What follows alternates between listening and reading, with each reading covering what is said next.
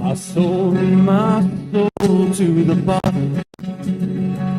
Still none of my friends have left me yet.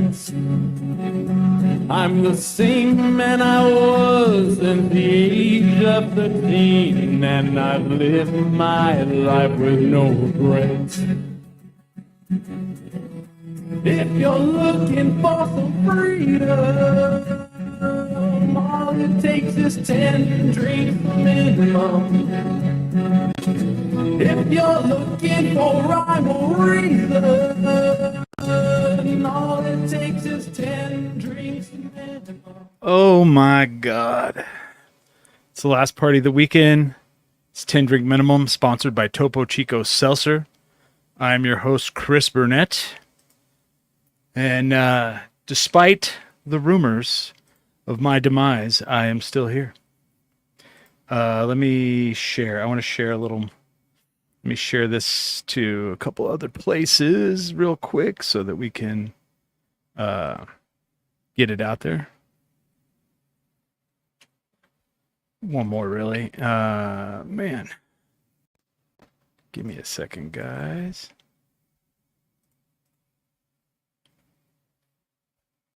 All right, there we go. Cool.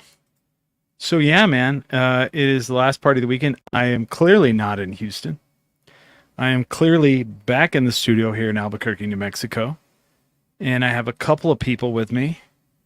Not Holly Ann. Not Smiley. It's kind of crazy. And Craig's in the chat, which is kind of weird because Craig is in the studio. Hello. We have an English person in the studio. How crazy is that? It's bananas. It's bananas. Or bananas, sorry. Can you say it in a Cockney accent? No. Okay. It's an insult to me to say that. Oh gosh. So we also have because it was the 1 year anniversary of Duke City Championship Wrestling. We have probably, arguably the best heel in DCCW with us. This has been a long time in coming, but we've tried, he's been wanting to come on the show for a while. I've wanted him on the show for a while, and sometimes bad things happen and good things happen because of it. And that's how this is. So from St. Louis, Missouri, by way of Duke City Championship Wrestling, we have Tyler Copeland in the fucking studio. Let me change your thing here because I have Holly Ann's thing on there because I can't get that shit right. Give me a second. What is your Instagram handle? It is infamous_TC. Jesus Christ. I'm just kidding. And happy to be here. I know we've been trying to put this together for a while. Of course, wish it was under different circumstances of the why. But, sure. And made it happen. And we'll get to that. Infamous_ what? TC. Just like that? Should be. Cool. Does that work? Verify. All right. Yeah. That way people can follow you. Let's transition back here. Aurelis says, nice shirt. Is she talking to me or is she talking to Craig? Because I don't know him. She's talking to Tyler. Talking to Tyler. Just a plain white shirt. It's a nice shirt. Yeah, Tyler's got his white shirt. I'm going to take this one off so we match. Yeah. And I want to welcome Tyler to the show. Thank you for coming on. Absolutely. Happy to be here. But I want to tell people first why I'm not in Houston, Texas.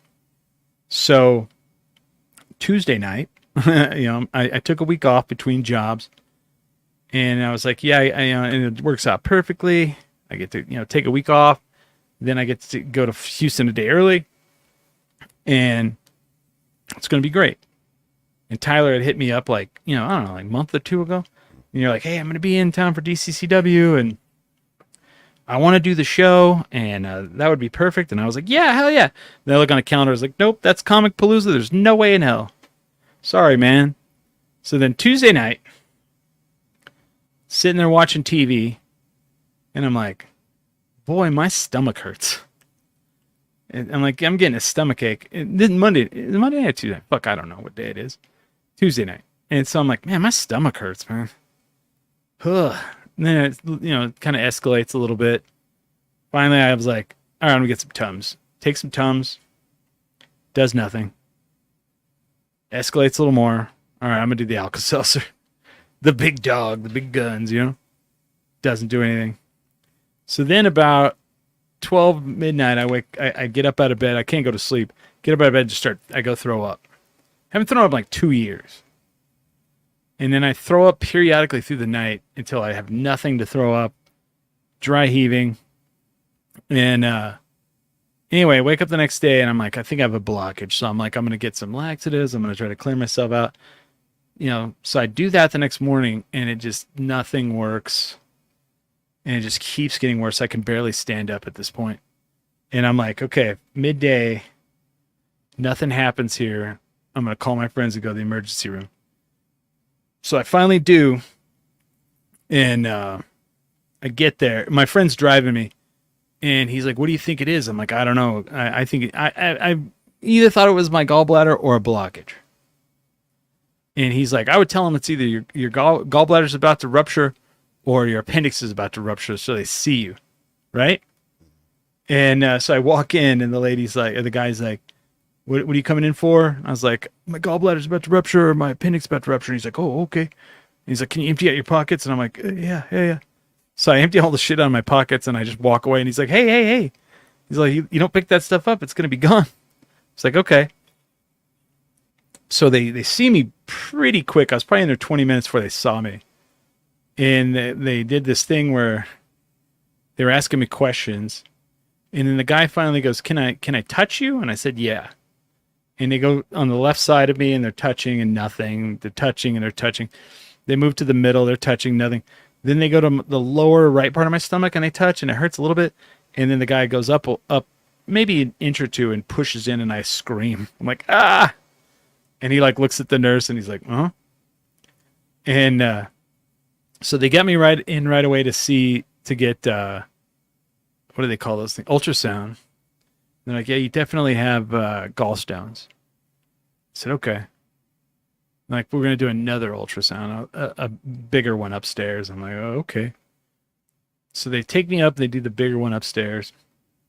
And they like did my kidney, my liver, and my gallbladder. And they're like, yeah, oh yeah. They take me back downstairs and then a doctor comes out and he's like, you definitely have gallstones, and it could lead to whatever they call that colitis or something. Yeah. And he's like, so, we're going to talk to the surgeons, and they might take it out tonight. And I'm like, oh, shit, like tonight? And they're like, yeah. And I'm all... And in my mind, sometimes, like, when you have crazy shit like that, the longer you can think about it, the worse it is. So in my mind, I'm like, fuck yeah. Roll me in there and do it quick. That way I don't think about it, and then it's done, and I'm like, fuck. And anyway, they're like, they stick me out in the lobby again. And UNMH is like the place where everybody goes. Like, so Tyler's not from here, so you can imagine how rough it is. Oh yeah. So they stick me back out there. These surgeons come out, and they're like. They're like, I was in the back. Like, they could have told me all this shit in the back privately. And like, they have this little area that's kind of like, you ever go to a library and there's like those little, like, you want to take a book and go off on your own, and it's just like a cubicle thing, but it doesn't have a door. That's what they had in the lobby. And that's where they took me to tell me about my surgery. And I'm like, this is your privacy area? And they take me in there, and they're like, yeah, we'd like to talk to you over in that room over there. And I'm like, okay. Like, this sounds pretty bad, actually. Like, they came at me like, like they're about to fucking tell me, like, we don't know if we can find you a heart. It's going to take some time. That kind of fucking mentality, right? Yeah. And I'm like, okay. So they take me to the thing, and they're like, well, we've got this literature here. And I'm like, fuck, they got literature? That's not good. And they're like, so what we're going to have to do is we're going to have to take your gallbladder out, and there's 2 different ways we do it. And there's like the fucking balloons. And they're like, there's laparoscopic, where we make 5 incisions, and we go in and fucking, Death Star, kill it from the side, each side, all this shit. And they're like, if we can't do that one though, we basically just gut you from the side. Like they just cut you open, like straight down your side. This is how they used to do it too. And he's like, hopefully we could do it the first way. Hopefully. And he's like, usually we can, but not always. Like there was always like shit like that, right? So he's like, so what we're going to do, he's like, we're going to put you on antibiotics and some pain meds. I kind of hear the antibiotic part, but I really hear the pain med part because I'm in fucking insane amounts of pain, more than I've ever felt in my entire fucking life. Ever. And I'm like, cool. And I was like, so I get to go home tonight? And they're like, they're like, surgery's going to be tomorrow. I was like, oh, so I get to go home tonight? And they're like, no. You're going to stay here tonight. We're going to get you a room. And I'm like, okay. And they're all, so go back out in the lobby. When your name is called, then, a room is opened up. Dude, I was there from 5 till 9:45. They gave me my antibiotics via IV in the fucking lobby. You know those little things you get at those little Post-it hooks that like you peel the back off and they stick to the wall? They had those on the fucking glass, and they had people just sitting there putting a bag on it and fucking IVing it to people's arms in the lobby. You ever seen any shit like that? Is the hospital just packed, or what's going Oh on? yeah, dude, it is fucking like just nonstop people coming in and out. It's you and I mean, it's every crackhead, like every fucking meth, anybody, and but it's also like one of the best fucking hospitals in the state. So I mean, and so then my friends are like killer through this whole thing. They're like bringing me stuff. They're like, they're all excited, not excited, but they're like hanging out. And my one friend's like, I'm going to come and stay with you until they get you a room. And she tells me this story about how this other guy she knows had to have back surgery. He sat in that lobby for 3 fucking days in a chair, like one of those like shitty, barely cushioned chair for 3 days, waiting to get a bed for back surgery. And they wouldn't let him go home. I'd be like, fuck you, I'm going home. Fuck this. You're going to have to fucking arrest me because you're going to fuck my back up worse. Right? So finally, she's like, I hope they don't put you in a bed in the hallway. And I was like, I'd give a fuck right now. Bed's a goddamn bed. So then 9:45, they call my name, go upstairs. It's a bed in the hallway. No complaint about it though. Never was bad. I never got a room. Never once. I'm in a bed in the hallway. They had a curtain around me. I had a TV. And I will say this too. Those fucking beds are great. Like the bed, like you move and then the bed would like adjust to you. It'd be like You have the painkillers at this point as well, right? Yeah. Not Yeah, just yeah. Okay. Oh Good, yeah. good. Oh, they're oxying the fuck out of me. Okay, so you're feeling good. And they finally took it out the next morning, and the guy tells me, he goes, we have 3 surgeries scheduled for tomorrow, so you should be fine. He goes, but because this is like not life or death, if something bad happens to somebody and they come in, he goes, because this is Albuquerque. He goes, we might have to bump you and push you farther. Because once they get you on the antibiotics, I was like to the point where I wasn't going to go septic and die. Saw Adam Copeland for a second. Okay. Oh, yeah. All right. So then, So then the next day they did the surgery about, 12 o'clock, something like that. And they came in after and they're like, yeah, you had extreme infection and your gallbladder was almost dead. So it's a good thing they got it out. So that's why I'm not in Houston. I didn't get to go, but I'm happy to be here. I'm totally cool with it. And I'm glad that I get to sit here with Tyler Copeland. And I hate to start the show that way, but I have to explain because people are like, why are you still in Albuquerque? You're supposed to do this big trip. And I'm like, well, I'm here. But I got to do, the one thing I did get to do is I got to go be a part of Duke City Championship Wrestling last night, the 1-year anniversary. And So we started this federation a year ago. You were at the first one. How many of them have you been at? So my first event was the third event in August. Oh, you didn't make it to the first one. No. My first event was the August Jeez. of last year. See, I believe remember was that the wrong. third event. Yeah. Yep. No shit. But ever since that first event that I did show up for, because the plan for that event, because I know Fred Slow from years ago. Yeah. Fred had contacted me about the DCCW and the opportunity in Albuquerque and the new promotion he had started. So my intention was to come out and just be a part of one show. Yeah. Get the experience for wrestling in Albuquerque because I live in St. Louis. And I came out last August. I did that first show, and it's just the production value. Yeah. The crowd, the energy in the room. Right. The total experience continues to draw me in for more. Okay. And be a part of more of these shows. Well, and then how did you know Fred? I know we went to the same high school. Oh, what the fuck? Yeah. So What sport did Fred play? He was in a few of them. I'm pretty sure he was an athlete. I mean, he had to be basketball, right? Yeah. Well, so he actually graduated before I was even in high school. So I think he was class of 03 or 04.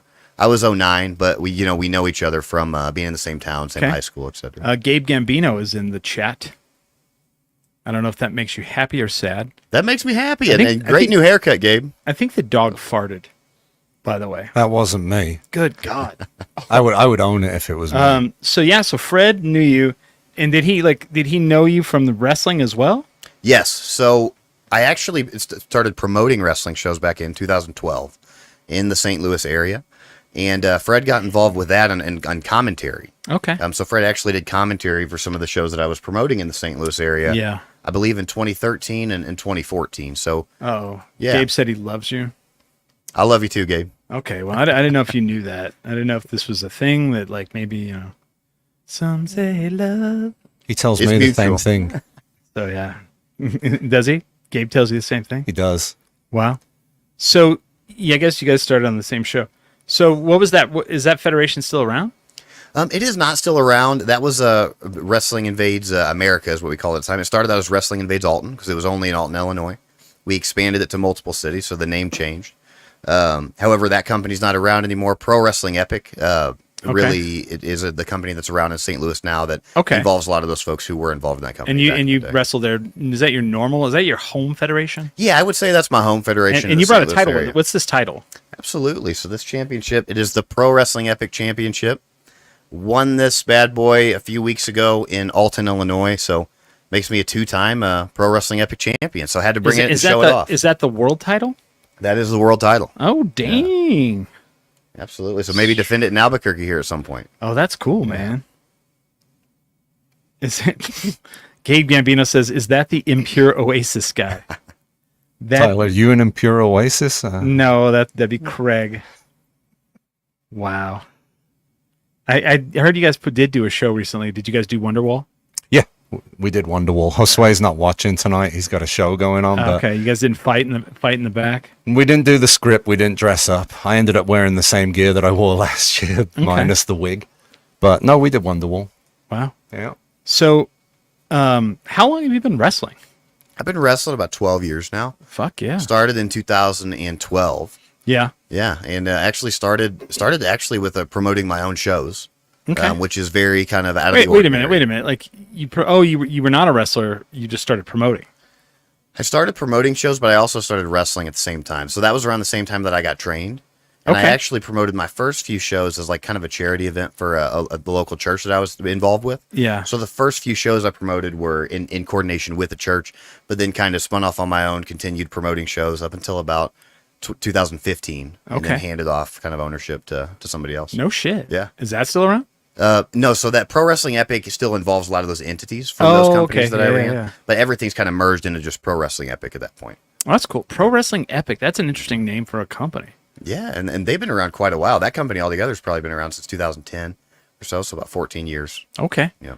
Is it really big in St. Louis? Like, is it, not just that, but like wrestling, indie wrestling? St. Louis has a large independent wrestling scene. Good. I would say there's about 7 or 8 major companies in the St. Louis area. No shit. Yeah, so that's got its good and positives and negatives, I think. Sure. Positives, of course, it means that wrestling's booming in St. Louis. If we're able to have 7 and 8 companies, but on the downside, you don't see like a DCCW type environment of a massive amount of people at one show. Right. You know, with all hands on deck on one show. So you see a lot of entities that are split up into multiple shows. So, you know, you're not most of the shows you're not seeing the 600 people that you're seeing at the El Rey Theater.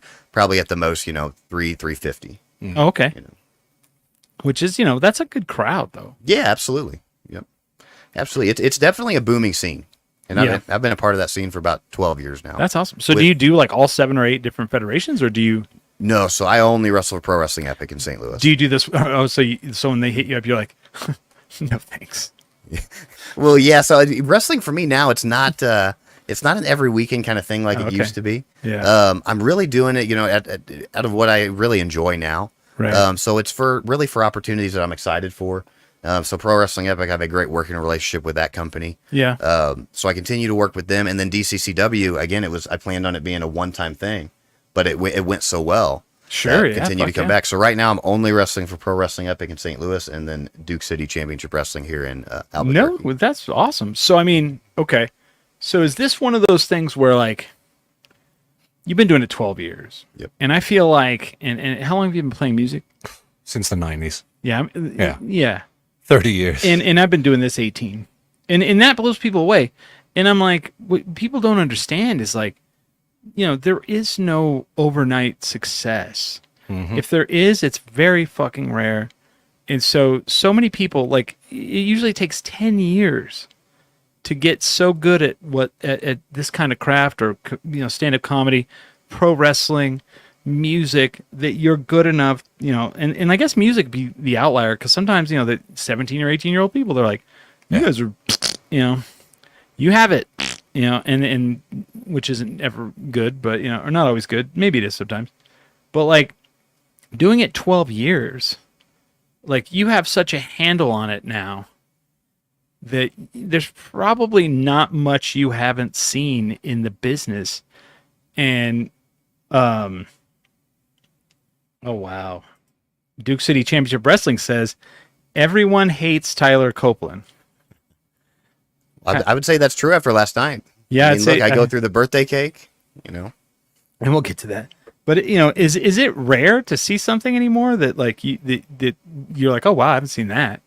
It is, yeah, it is rare. You know, Yeah. especially being involved in the backstage part of things. Yeah. So I'll get deja vu a lot, Okay. right? So I'll see a situation backstage and I'm like, oh, okay, I recall this from years ago. You owe DCCW one birthday cake, they say. So Tyler, so DCCW, it was the birthday last night. So they wheeled out, and I mean, in a deja vu moment, Liz Howdy Cakes made a DCCW birthday cake, which was amazing. And this big birthday cake, and they wheel it out, and they put it on a little table in the middle of the ring. And I mean, hope nothing happens. And you came out and talked a bunch of shit, and Turbo Tony came out and you know, shut you up and, you know, body slammed you through the cake. Put your face in it, body slammed you through it. Was there actual sugar in it and stuff, or was it just... Oh, that was a real cake. It was a real cake. 100%. Yep. Which I was a little upset. I was like, I kind of wanted some fucking cake. And I was like, they should have made a real one for the rest of us, you know. Yeah, I didn't exactly plan for the aftermath of that. That's all So right. my bag right now, you know, Yeah. smells like birthday cake. Well, I bet it You know, does. so- Nice. But so you went through the fucking birthday cake. So of course you did. The crowd went crazy because they all hate you Yep. because you're good at what you do. So, which is kind of okay. So I've met a lot of different, you know, I grew up watching wrestling, and I'm assuming you did as well. I mean, who was your people that you loved growing up? So I was into WCW when I was growing up. So was I. Yeah, it's like late 90s Like WCW. WWF was fine, Yeah. but it was also kind of like, okay, that's like fucking Disney. Yeah, exactly. That's not wrestling, man. So yeah, but you're probably thinking early 90s. I was really getting into it in the late 90s. Mm-hmm. So by that point, Stone Yeah. Cold and The Rock and all that had already been involved Okay. in WWF. So it was kind of even territory. All right. But I was still raised on WCW. Uh-huh. So Sting, you know, the NWO, Oh, man. Hogan, Nash, Scott Hall. So How do you feel about the Sting's son training? that's exciting. You It's know, I saw that news exciting. come out this last week, and And he's not even training with his dad. he's not. Oh, he's training with Darby Allin. It's Darby Was that Allin, right? Yeah. which I don't know if I like that. Yeah. Wow. It's kind of nuts. He had Darby both Allin, of his he's wild. sons in that last match, though, didn't he, Yeah, Sting? yeah, they both dressed up as him from different time periods, which was pretty amazing. And then I think one of them kind of caught the bug in that moment and was like, "Oh shit, this is," because like what people don't understand is like when you come through that curtain, and there's 500-600 people in that fucking crowd, and they either boo you or cheer you. It's something, Tyler Copeland would need face paint for people to stop hating him. All right. So I was actually when I think WCW, so I'm older. So I started watching wrestling when I was around 5. So I'm thinking Jim Crockett Promotions. I'm thinking Georgia Championship Wrestling. And WCCW.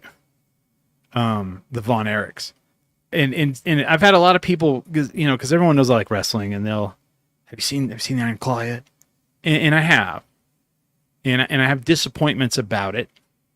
And people are like, well, what do you like about it? I didn't like that they didn't show enough of the wrestling parts of it. I didn't like they cut one of the brothers completely out of it, and he died as well. He killed himself as well. That was Chris, right? Yeah. Yep. And he also the reason why he died is he had a rare bone disease where his bones would break easily, and he wanted to be a wrestler like his brothers and his dad, and because he couldn't, he killed himself. Why is that not in the fucking movie? Like, that doesn't make any sense to me, but and I know that story like front to back, and someone's like, oh, you read about it? I was like, no, I was a kid. The magazines would come out, when fucking Mike, was it Mike that died in Japan? Or David? David. I remember they were like, what killed David Von Erich in Japan? And like, like even then they were like, it was something with his intestines and all this shit, And, and then there was the rumors that Kerry had lost his foot. I didn't feel, did you watch Iron Claw? I did. Okay. Yep. I feel like, first of all, I like the guy who played Kerry Von Erich. I didn't like him as Kerry Von Erich. Kerry Von Erich was a big motherfucker. Mm-hmm. He was like the ultimate warrior big. And I felt like they barely focused on him. Like his drug use, the motorcycle accident, him going to WWF, kind of just like sped by. And it was all more about like Kevin Von Erich. And I don't know, I'm kind of disappointed in it. Yeah. Like it was fine. Yeah, a lot more to the story there. And, it's actually caused me to go back and start watching world-class championship wrestling. And do you watch Dark Side of the Ring? I do. I love Dark Side of the Did you Ring. watch the one about Gino Hernandez? I haven't seen it yet. Yeah, that one's fucking. No. So and this is all WCCW world class. There was the Gino Hernandez. They have one on. So there's one on the Von Erichs. There's one on Gino Hernandez, and then there's one on gentleman Chris Adams. And they were all fucked like the gentleman because he's from England. He's pointing to me because of the shirt. But do you not know that, dude? You got to watch that one too. Dude, he was a fan. Like one of his friends who was a fan shot him. Oh shit! Because he was fucking drunk and ballistic and trying to kill the guy. So the dude shot him to like self-defense. The guy didn't go to jail. Kill it. So a lot of those dudes, man, were like, jeez. But so it's really interesting to me to finally, like, as an adult, finally be a part of this circus and this, and like traditionally, like when I was growing up, my mom would get so mad that I liked wrestling. She's like, "You like wrestling? They're just carnies." and I always thought that she was being like an asshole, but I actually didn't really know that was a thing, that they actually were carnies. They actually used carny terms, like mark and work. All of those are like carny terms, right? I didn't know that history. Like, do you know like all that history? Oh, absolutely, yeah. And I think even in the 80s and 70s, it was definitely more protected than it is now. Oh, and even Jesus, the early 90s, of course, yeah. So I mean, Ric Flair and those motherfuckers, when they crashed that plane, that one dude went to the hospital and died, like lying the whole way. Yeah. So he didn't expose the business. Yeah, and I think a lot of it has to do with pre-internet. Yeah. Pre-internet. I think with the internet, it would have, no matter if Vince McMahon would have fucking came out and said it or not, it would have had, there was no way. No, yeah. There was no way. I think it all happened with the breaking of kayfabe, and Yeah. actually it happened recently. Owen Hart's death. You know, like, it was before that. well, that was in England. Yeah. The turning point where shit got real. You know, and he actually died like I know. I remember 4 that. days ago. Yeah. The Yeah, anniversary. 99. Yeah. So what happened is Vince McMahon, the New York Athletic Commission, was making the WWE or WWF at the time pay a bunch of taxes because they were like, okay, if this is legitimate and this is a sport, you're going to pay all of the same taxes, all of the same, fees for medical, all this shit. So he finally said, "Yeah, fuck this," and he came out, and they did it on WWF television. He's like, this is sports, but it is sports entertainment, and that was the moment that like everybody went, okay, and people were like, shit, and then there was the curtain call. Mm-hmm. The curtain call was like a big one. It's crazy that someone managed to film it too. Yeah, have you seen that? Where they brought that guy back in? Yeah. and they They introduced him to Triple H. They fuck with him. He's like, yeah, you almost ruined our careers. Oh, that's like 95, 96. Right? Yeah. Very impressive. Wow. Yeah. And so, and what's crazy about that is like a lot of wrestlers were like, well, this is it, it's over, and it was like it like blew up bigger than it had ever been. Yeah, that ignited the boom period because right after that, you got Kevin Nash and Scott Hall both going to WCW, Right? and NWO T-shirts all over schools, all over. So the country. I had this conversation last night.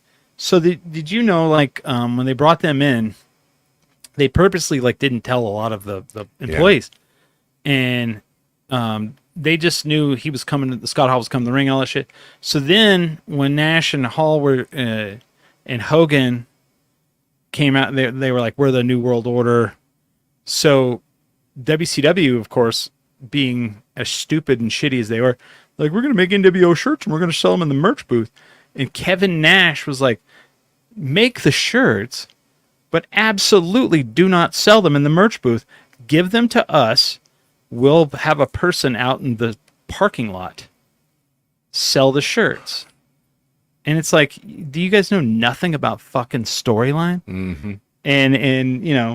And if I think a lot of the success of WCW were like the wrestlers going, no. Yeah, and then later on, the wrestlers maybe getting a little too much say, And that's what happened. Yeah, So. and that's what happened. And so you've been a promoter. I mean, after a while, like how hard is it to juggle all of the different personalities, all of the different things? I mean, how do you handle all that? Oh, it's very difficult, especially when I started as the promoter and I was running shows in St. Louis, I was doing everything. So this was the advertising, the ring rental, booking the show, writing the storylines, all that. That was a handful, and that was, that lasted a little while because it was taking up so much time. Oh yeah. To where I eventually brought others involved in this, so we have multiple people involved in ownership. We have someone over booking and booking the wrestlers, scheduling the show, storylines. Someone over production, someone over advertising, things of that nature, which makes things much easier when you're splitting that up into different pools. Yeah. But then you run into the conflict of everyone being on the same page.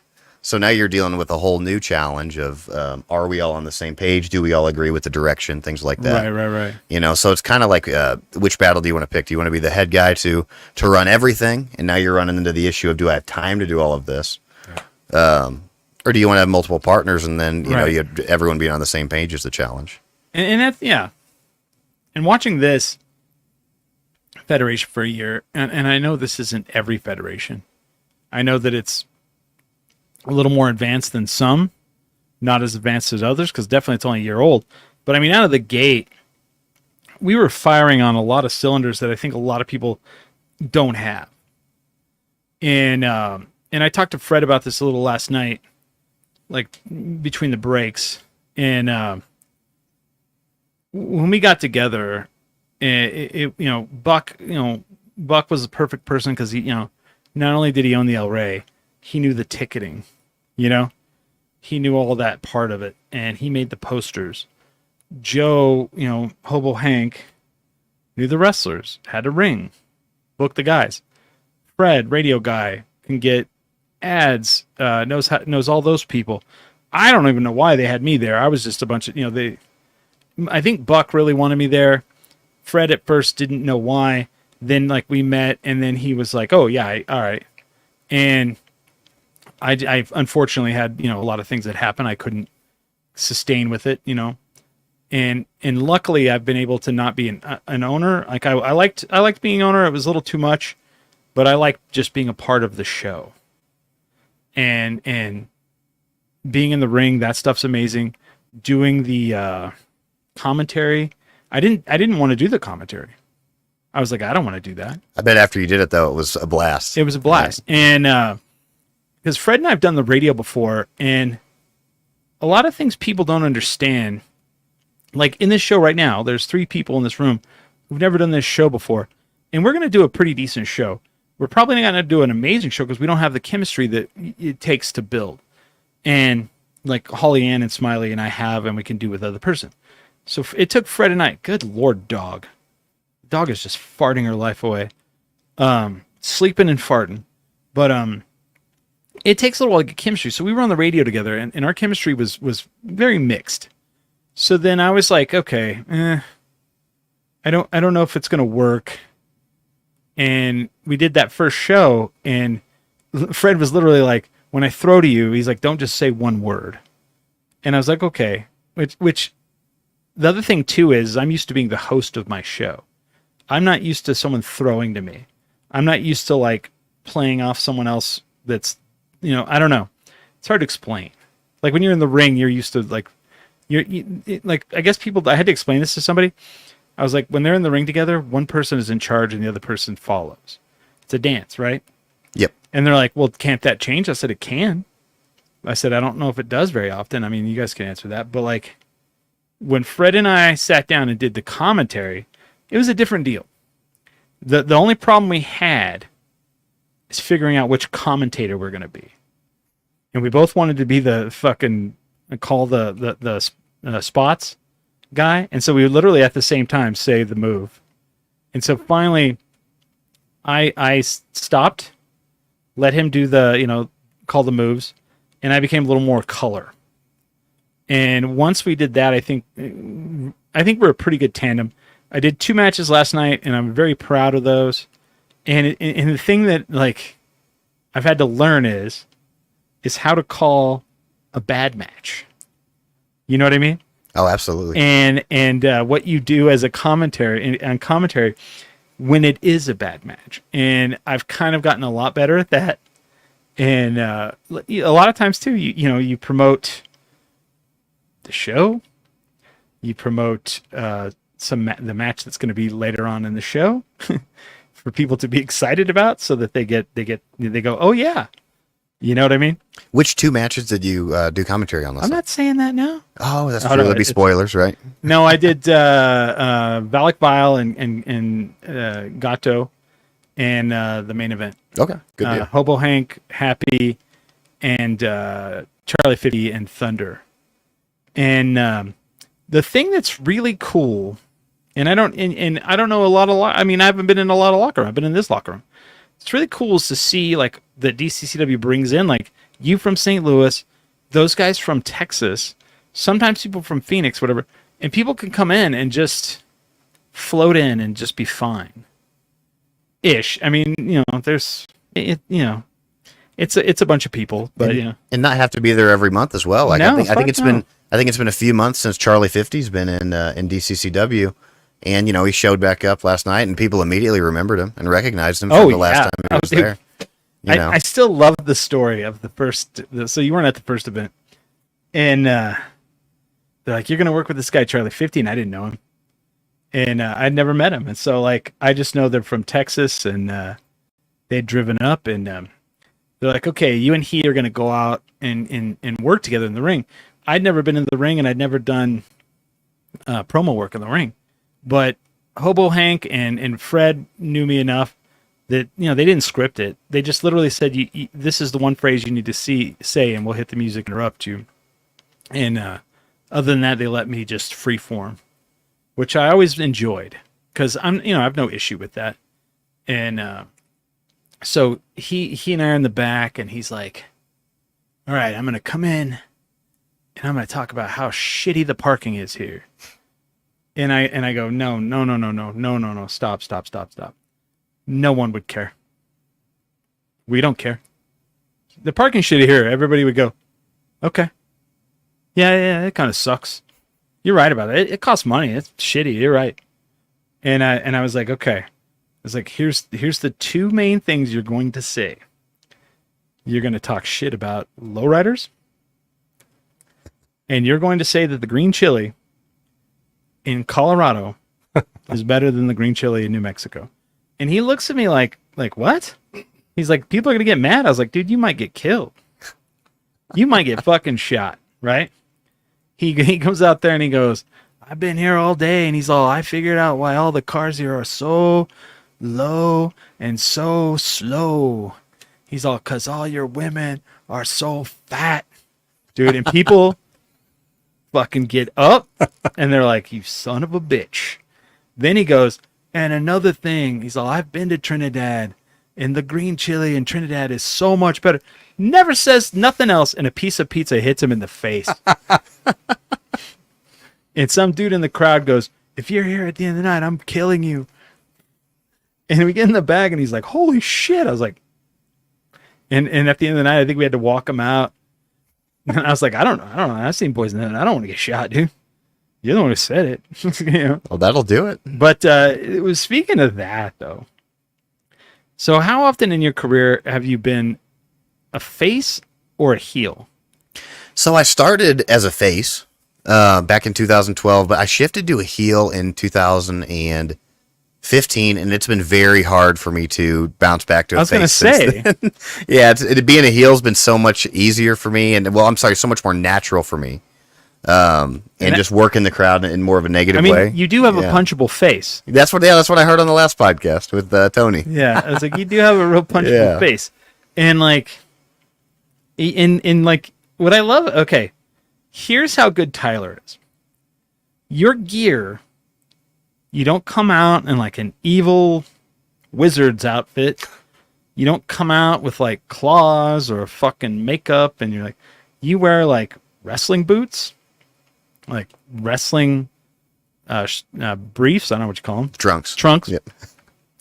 And that's it. And then you tape your wrists.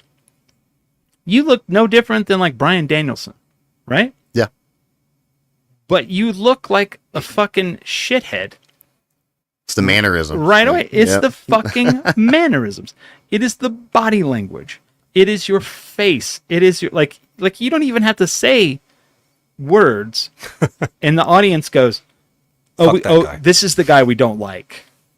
Like, he's a shithead. And now it's to the point where just, my music will hit and the video will start playing and they'll just start booing immediately. Mm-hmm. And that's where you want to be, though. Yeah. Like, you want to get that. And then you do that thing where you come out and you're like, I'm not from here, and this place sucks shit. And one of my favorite lines was at the Clovis show that we did. And hopefully we'll talk a little bit about that. Oh, I'd love to talk about that. The promo for Clovis, because it was really based on Texas versus New Mexico, the wrestlers. Yeah. So the promo I cut there, I love that one. I went out there and I said, I've been in the back and I've been asked all day if I'm here representing Texas or New Mexico. Because at the time I lived in Dallas as well. Yeah. And, I said, I've been thinking about it all day and I've made my decision. And then I did a pause for a second. And I said, I'm not here representing either state. Both states suck. I'm here representing St. Louis, Missouri, and they just lost their minds. Well, and then so let's talk about that show. So like we got to go down. I mean, this was kind of a bucket list thing for me, because Clovis is my home. Like I grew up there. 15 years of my life, my first 15 years of my life, and then for the next 3 years, I was either north of Clovis or no, for like the next 15 years, I was either north of Clovis or south of Clovis. Like literally like 20 miles, So that was my home area. And I had friends in the audience, and I didn't think they were going to let me do anything, because I drove all the way down there, and then they're like, do we have anything with Chris? We're like, nope. And you and Tommy kind of like saved it. And you guys, Tommy was like, he can be my manager. And then I was like, oh, cool. And then what we were in the meeting, and it was like, 4 hours for the show, maybe? Yeah. And in those 4 hours, we took Tommy going, hey, you can be my manager. We took that and wrote a whole story, right? And we roped in Solly. Solly was going to come out with you because Solly's also, first of all, Solly's Samoan. So when people see, like when you're in a wrestling arena and some Samoan guy comes to the ring, everybody goes, oh, yeah. It makes sense. Yep. And he's part of that family. He legitimately is part of that family. And so we're like, okay. And the thing that's crazy is, other than the main event, no other match really had a story but ours. And that was probably the coolest, most fun thing I've ever gotten to do in my life, other than, not in just wrestling, just total. Like, that was fucking amazing, right? Absolutely. And we sat, and what I loved about you guys is, I was like, okay, you can come out and Solly's like, well, I'll come out and say some shit about the town. And I was like, awesome. And then I could come out and defend it. And that's kind of what we started with, right? And then every time I would see you and Tommy, you're like, what do you think of this? And I loved that. I loved how you guys were just like, how about this? How about this? And then we just, somewhere we were like, okay, I'm going to bring a weapon. You're going to stop me from hitting him with the weapon. Sully's going to get blasted. And we just kept writing it. Like, and then somebody was like, how about you guys use a wet floor sign? And I was like, hell no. Well, you had a great idea with the pipe, with the metal pipe we used to hit the stairs. And to that make was the and that noise. was being you, Yeah. because you found the pipe, and it was like I cannot stress enough how lightweight this pipe was. Like, it was the perfect. It was like a tent pole pipe, I think.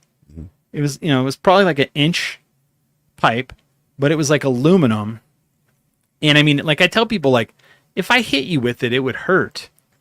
It probably wouldn't. I mean, it might hit you in the head. It might take you down. But I mean, it wasn't like a fucking iron pipe or anything like that. And you were like, how about this? And I was like, oh, this is perfect. And then remember, I was like, okay, what you're going to do is when you're climbing the stairs, clank it on the stairs. Because it's metal, and that's metal. So then all of a sudden everybody's like, oh shit, he's got a pipe he's going to hit somebody with, and it elevates the thing. And that goes back to Kevin Nash. Yep. And Scott Hall. Where I got that is they were talking. So when they were doing the original NWO thing, and they were like jumping the rails and attacking the other wrestlers, they were trying to figure out what to do in the back, and he was like, "Give us bats." He's like, "Do you have a gimmicked bat?" And they were like, "Yeah."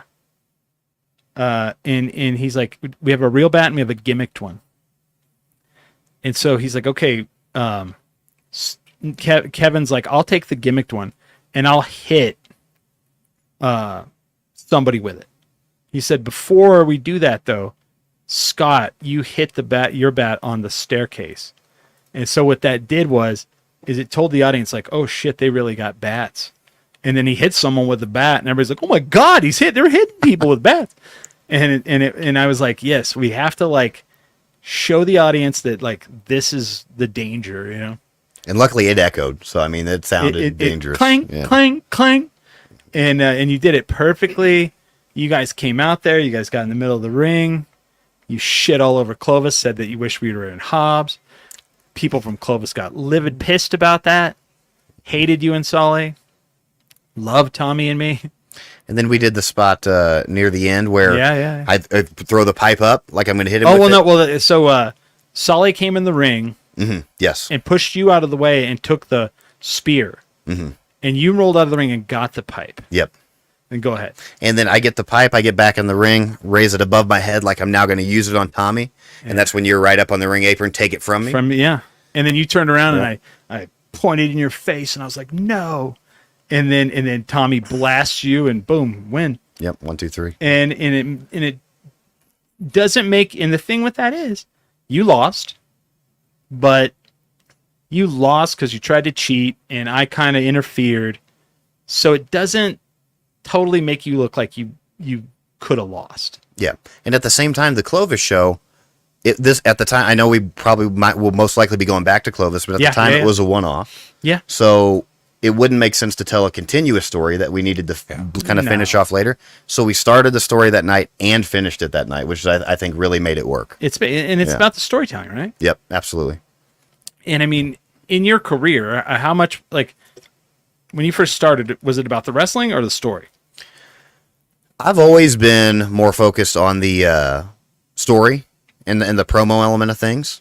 Yeah. Of course, I enjoy the wrestling piece as Sure, well. sure. But I know where my strengths are, and my strengths are more in a character, definitely promo work and storyline building and things of that nature. Yeah. But of course, wrestling is a big emphasis of mine too. Well, and like, it's crazy to me because, you know, I think I want to say AEW's kind of ruined me on Spot Fest. Mm-hmm.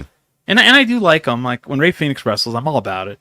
But like, I tell people, I'm like, if you want to watch, and I get that it's Stone Cold Steve Austin, but when Stone Cold Steve Austin headlined WrestleMania, like what, 3 years ago? 2 years ago. KO. Yeah. Yeah. Where's 2 KO? years ago, I think. Dude, people were like, "Oh, that's greatest WrestleMania I've ever seen." That match, holy shit! Count the wrestling moves in that match.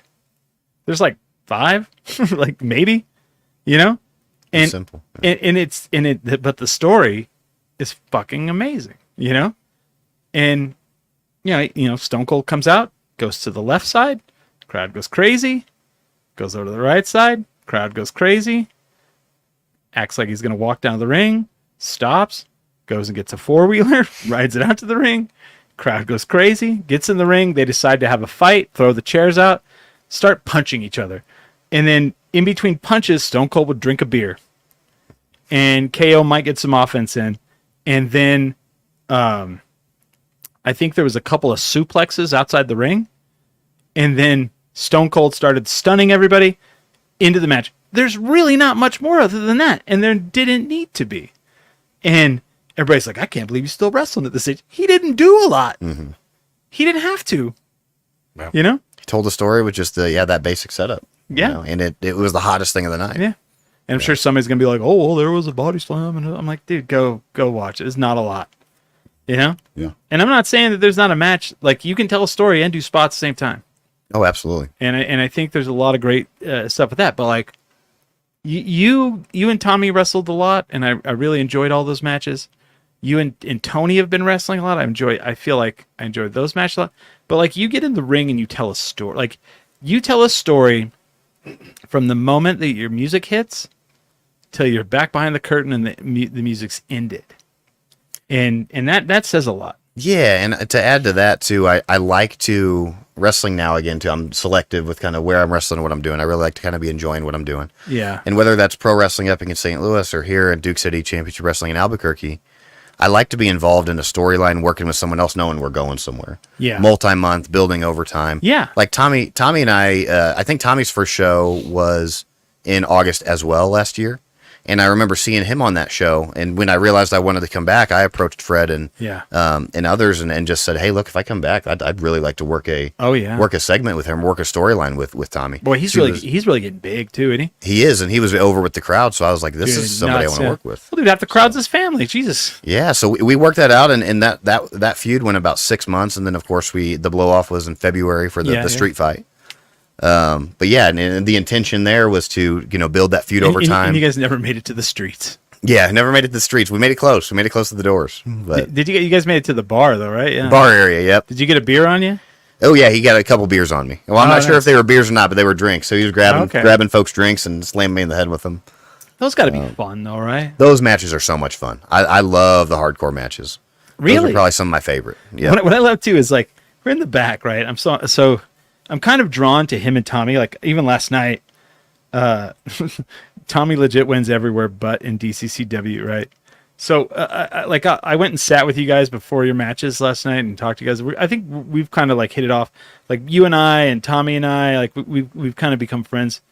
And I mean, I hope that anyway. I don't know. Yeah, absolutely. Yeah. But I go up back there and you guys are in the back and they have Singapore canes, right? You know what I'm talking about, right? The bamboo. Yeah.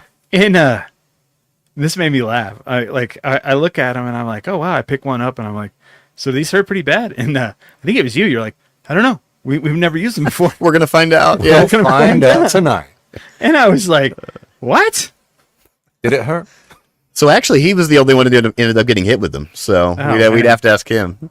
Yeah. I got a question though, because you Go for you talked about story. Yes. So, what do you think's been one of the best modern storylines, and just what do you think's been one of the best storylines? Oh, overall? wow. Well, the easy answer to that would be the Bloodline storyline. Oh, I was Probably gonna definitely say. number one. So Yeah. that wouldn't count. Let me think a little deeper on it. I think, And that's still going though. Oh, because yeah. you're gonna get For Bloodline versus Bloodline probably at Mania well, and, next year. they have so many people, and the thing that's crazy about that, and I know that people are like, they're just hiring every Samoan. Well, they're all family. They're all fucking related, and Yeah. that's no joke.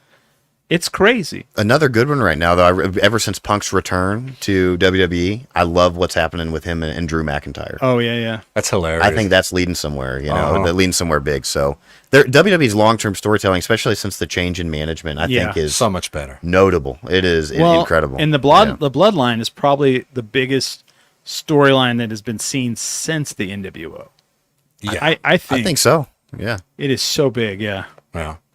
Well, you've got the Howdy storyline going on right Oh, now yeah. as well, which I'm a huge Bray Wyatt fan, and this whole Nightbird and what they're doing with the QR codes and all the videos that are in there, and I think that's really innovative and cool, and I hope that doesn't get fucked up. I hope it works out. Yeah, I do too. because Wyatt's last return was going somewhere, but it didn't reach. I mean, his last match was against LA Yeah. Knight, and Yeah. that In wasn't the San greatest. Antonio, Royal Rumble.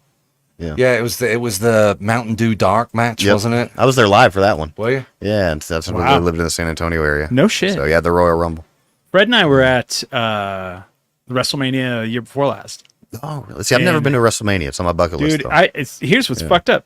I've never been to a Raw or a SmackDown, but I was at fucking WrestleMania. Like that's like I've been to house shows, and then I had tickets whenever AEW was going to come here, and then they had to cancel because of shutdown. But like I'd only seen like house shows, and then WrestleMania, and so 80 fucking 2,000 people 2 nights in a row. Hell in the Cell was one of the matches. And Roman Reigns versus Cody Rhodes was the match where Cody lost. Oh, so this was last year's WrestleMania. Yeah. Oh, good. Sorry. Deal. And then Rey Mysterio versus Dominic, where they brought Dominic out in the fucking Oh. LA County paddy wagon. And dude, I fucking laughed so hard. I was like, that is amazing. That was hilarious. And then Rhea Ripley versus Charlotte Flair. It was a big fucking deal. It was crazy. And then Shane McMahon blew his fucking quad in the ring. That Snoop laid the SmackDown. Yeah. Were you there both nights? Yeah. For that one? Oh, incredible. Yeah. SummerSlam next year is moving to 2 nights. Yeah, Yeah, I yeah. saw well. that. Yeah. Did you watch yesterday?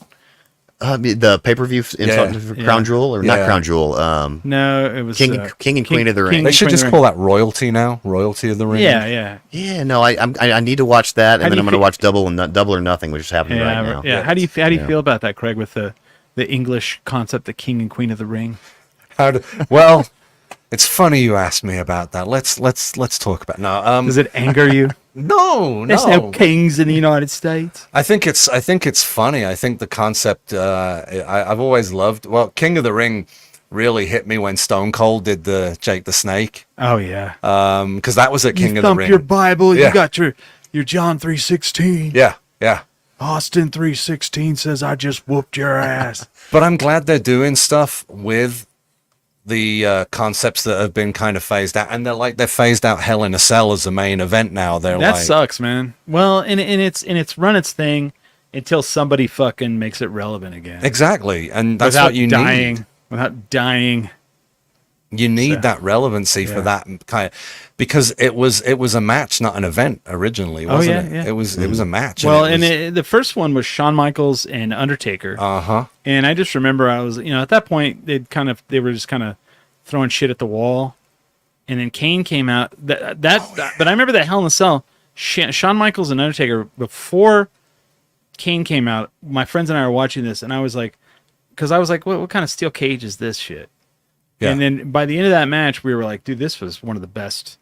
And then when they did the Mick Foley, Oh, I've read so much about that match that I can watch that match with you and I can tell you what's happening. Like I'm like, oh, the Undertaker's got a broken bone in his foot, so when he comes down here, he's gonna hop because he landed on that foot. All different kinds of shit, right? And I've met Mick 3 times. I brought him up on stage for a comedy set. I've done his panel, and then my friend Ming.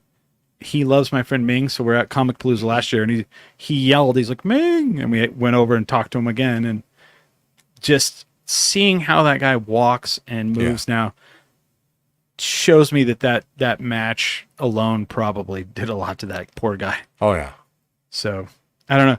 Let's take a break for about 5-10 minutes so I can use the restroom and you guys can use the restroom, and we'll be back and we'll do the second hour. I didn't know if I was going to have enough to do another hour, but I definitely do. Cool. So are you cool with that? Sounds good to me. Yeah, man. Sweet. Absolutely. Are you good? Cool. Peachy. So we're going to take a break. Triple H versus Mick Foley, Hell in a Cell was sick. That's where he had the hidden sledgehammer, I think, right? Trying to remember. I've seen that one.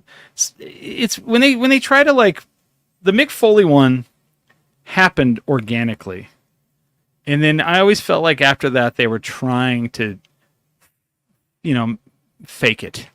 Like whenever he climbed on the top here, I think they'd like made a ladder on the side of it.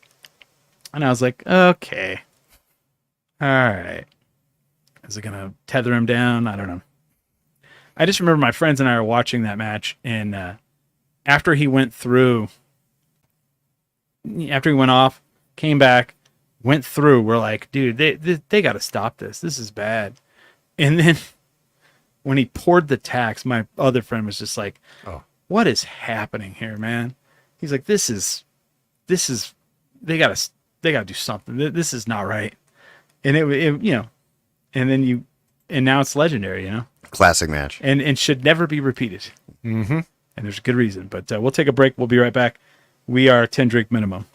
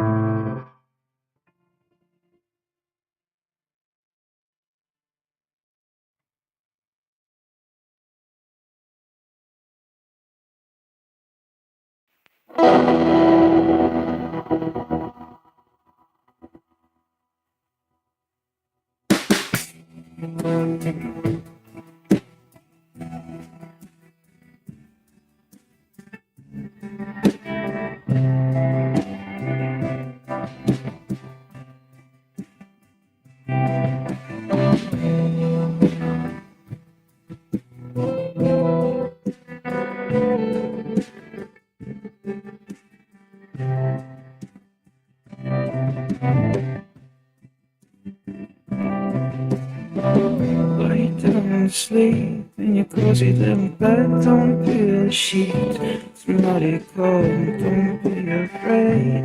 Hey, hey, hey. I'm feeling shadows speak, but they ain't breathing. They're deceiving you again.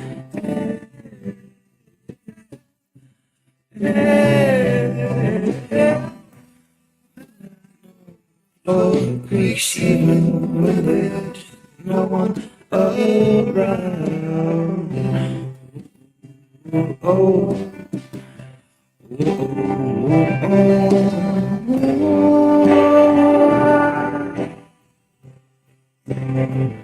when the curtains drop, keep you down. You wait another day to hit the ground. Whatever explore here. And we try.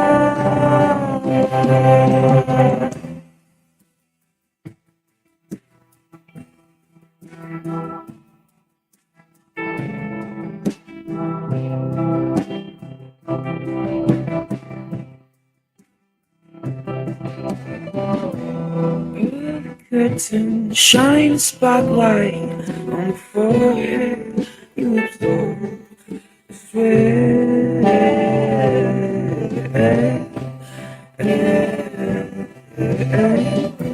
Tie the voices to the stigma you created, elevated in your head.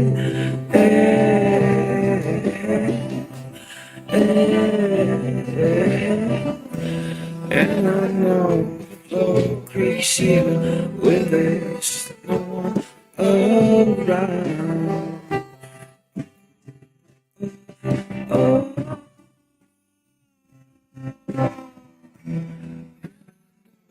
floor creaks even when there's no one around.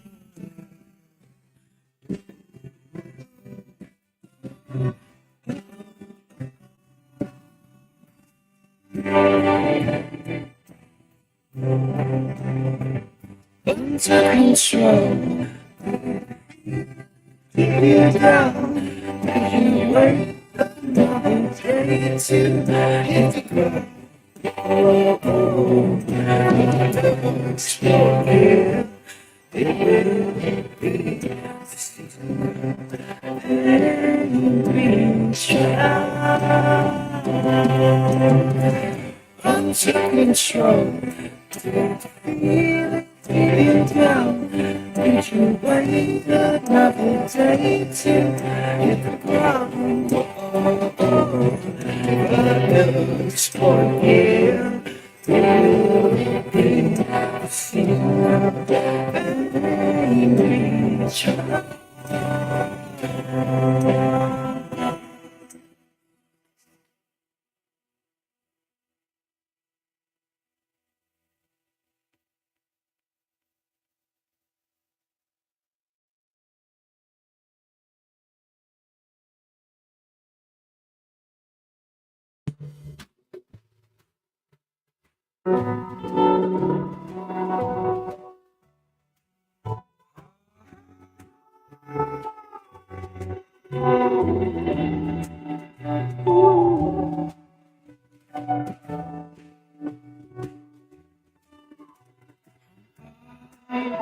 Supposed to live without you. Here we are, the blame is on me without you.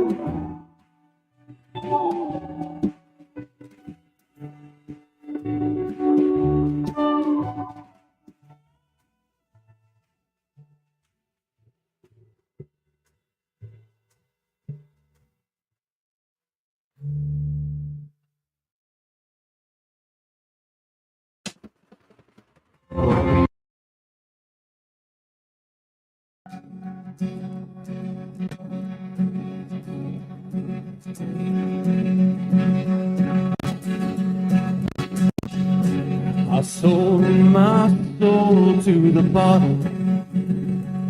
Still none of my friends have left me yet.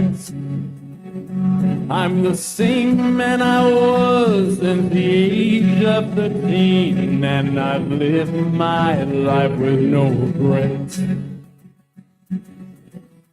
If you're looking for some freedom, all it takes is 10 drinks minimum. If you're looking for rhyme or reason, all it takes is 10 drinks minimum. Okay, we're back. It's the last party of the weekend. I am not in Houston. Houston, we have a problem. Flaming barbed wire 2x4 is the last thing in the chat. Good lord. From Duke City Championship Wrestling, we still have Tyler Copeland with us, the villainous Tyler Copeland. I like how you made that. As soon as I said it, you made like a villain face. You're like, yeah, yeah. The infamous Tyler Copeland. And you brought your belt. Current Pro Wrestling Epic Champion.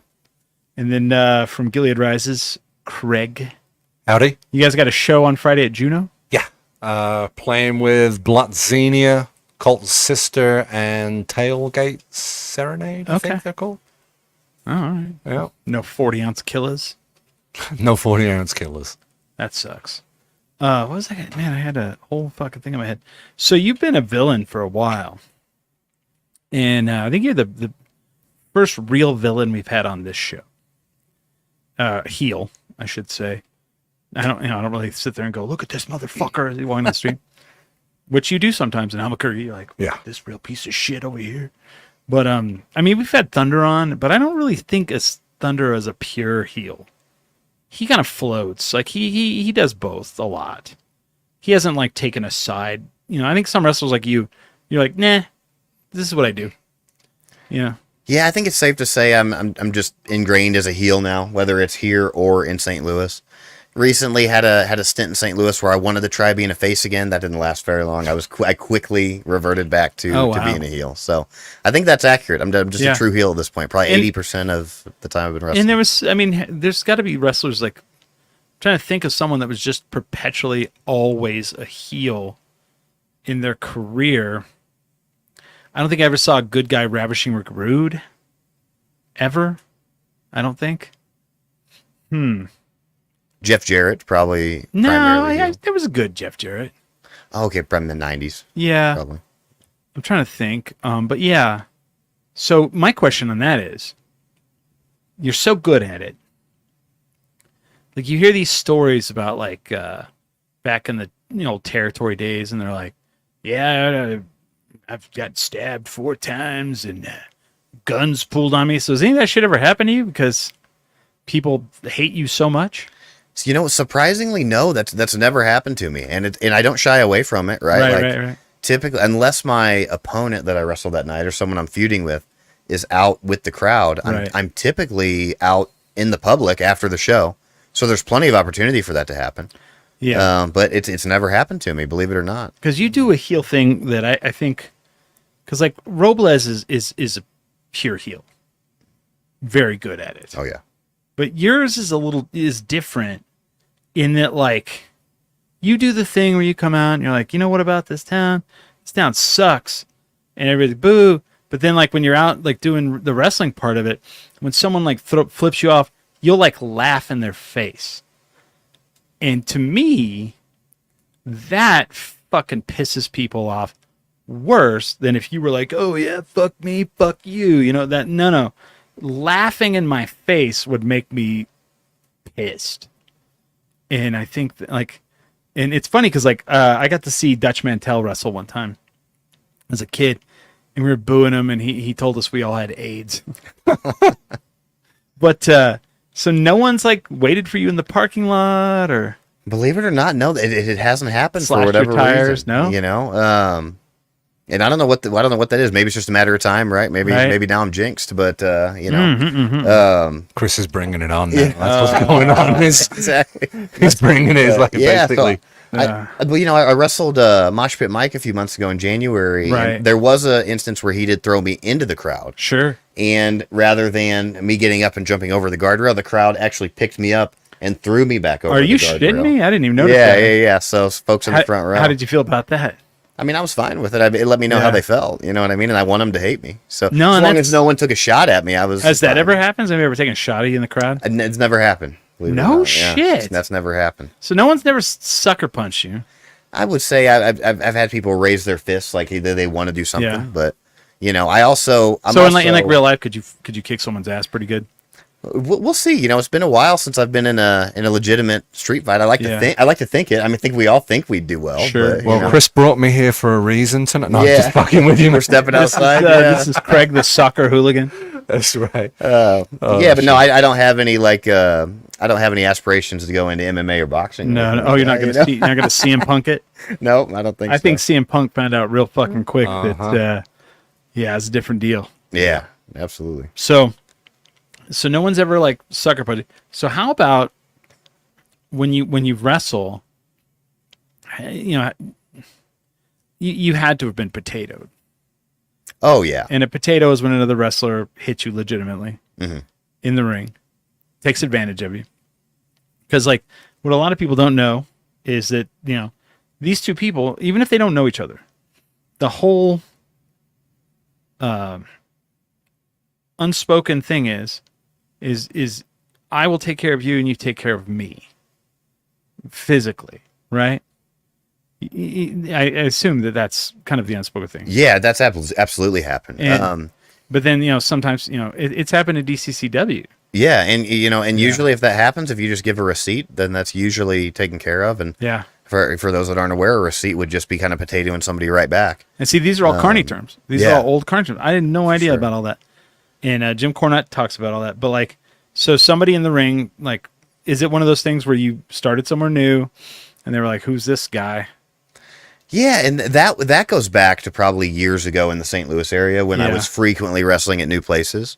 But yeah, so when that would happen, a lot of times it would be starting somewhere new, somebody trying to teach you a lesson. But as soon as you give them that shot right back, and then it's it usually lets them know that okay, this guy's not gonna just take that Right. kind of thing. But again, that would have been years for me since I was wrestling at new places frequently. Who trained you? Primarily Brandon Espinosa, but a few folks in the St. Louis area. Okay. Yep. What's crazy? I never can remember it, but Veronica Vega was she was trained by somebody really big. Bully Ray? Is it Bully Ray? Yeah. Yeah, one of those. Yeah. Wow. And it was kind of nuts. But then there's somebody also bigger than that, like legendary. Not that he's not legendary, but like I don't want to say Hiro Matsuda or something, but it's someone like that. And I was like, what the fuck? And someone was like, oh, the women's match, and I was like, this is probably the most trained by the most legendary person right here. Yeah. But so that's pretty. How did the training go? How hard was it? It was tough, and I went into training when I was young. I was just a few years out of high school at that point. Yeah. The first day of training, I actually got my worst concussion that I've ever received. My first day of training. Yeah. Not realizing what a concussion was. I wasn't an athlete in high school or anything like that. So, I wasn't familiar with what a concussion would feel like. And I remember just taking flat back bumps over and over. And I was hitting my head on the mat over and over. You're supposed to tuck your head. You're supposed to tuck your head, and I didn't realize what a concussion felt like. I'm seeing stars, so I keep taking the bumps. So I don't want to look weak on my first day Of training. And I just remember the next morning waking up and not barely being able to move my neck, and having and it turned. I ended up finding out I had like I don't know what stage it was, but a very serious concussion. It stayed with me for like 3 months. No shit. So I was out of work for like a week or two because it was affecting my vision. I was vomiting every day. But once recovered from that, so I got back into training. were weak. I was. Yeah, at that point, yes. I'm just kidding. Yeah, no, at that point, 100%. Well, see, it sounds like they weren't watching you and like correcting you. Yeah. Like. So that first night of training was not with anyone that I finished my training with. Oh, you know what I mean? Yeah, this was in a random school in St. Louis in 2011, maybe 2010, 2011. Yeah. So, but yeah, that was the hardest day of training for me. But after that, it was fine. I get into the swing of things once I got in front of people who were well versed and well trained. We went at a good pace. Yes, they did test you, but yeah, for sure. not a lot of the stories that you hear back in probably the 90s and Right. The 80s the of the power plant. Yeah, those types of things. I think with the right people in training roles now, they're going to weed out the folks who shouldn't be there still. Oh yeah. But what I love now is you have in shows like there was one that was on Apple TV. Can't think of the name of it. There was a wrestling show on there where it was a training school, and I think they canceled it. But if you watch the first season, that's great. And then now on Netflix, they did a season, and I know they're filming another one for Ohio Valley Wrestling. the wrestlers, yeah. The wrestlers. Yeah. And I think it's really cool to see that. And I told Fred, I was like, you got to watch the wrestlers on Netflix. It is so much parallel to DCCW, how much behind the scenes. And if you watch that show on Netflix, you can, God dang it, dog. It's just the dog just farted again. And she had a bone. Like there's a thing that like she eats and it like makes her breath not bad, but then she farts. So which one? Do I get the mouth or the butt? You know? So I think it's cool that they have all those shows now. And you get to see like what it takes. Yep. How hard it is. And so for me, it's like you guys are fucking crazy. For one. Because you guys and I mean that in the most respectful, endearing way. Like you guys are like stuntmen. You're like, yeah, like I had surgery this week. It fucking hurts. I don't want that shit ever. And I know you guys don't want to get hurt, but you guys plan, like you guys do things. Like I just remember, like this was the craziest part about me finding. I knew it was fake, but when they finally were like, oh, it's sports entertainment. I remember the Hardys versus Edge and Christian. It was some sort of cage match, and Edge, I think it was like Edge was on the outside of the ring on the ground, and Jeff Hardy's on the top of the cage, does a swanton off, and Edge moves out of the way, and fucking Jeff Hardy lands flat on his back outside the ring. And in my mind, I'm like, so before the match, they were like, okay, you are on the ground, and I'm gonna fucking swanton off the top, and you move out of the way. And both of them were like, okay. You know what I mean? Yeah. Like what not what is wrong with you, but like what is different that is like that makes you guys do stuff like that? I mean, Yeah, so, I think in that situation, I don't know if that's a crazy question. Or no, a it makes total sense. In that situation, the most relevant way I'm going to be in a match like that is if it's at the end of a storyline, right? blow-off a match, blow-off yeah. match. So you want that blow-off match to mean something. That's where you want to build up the most drama and have the payoff.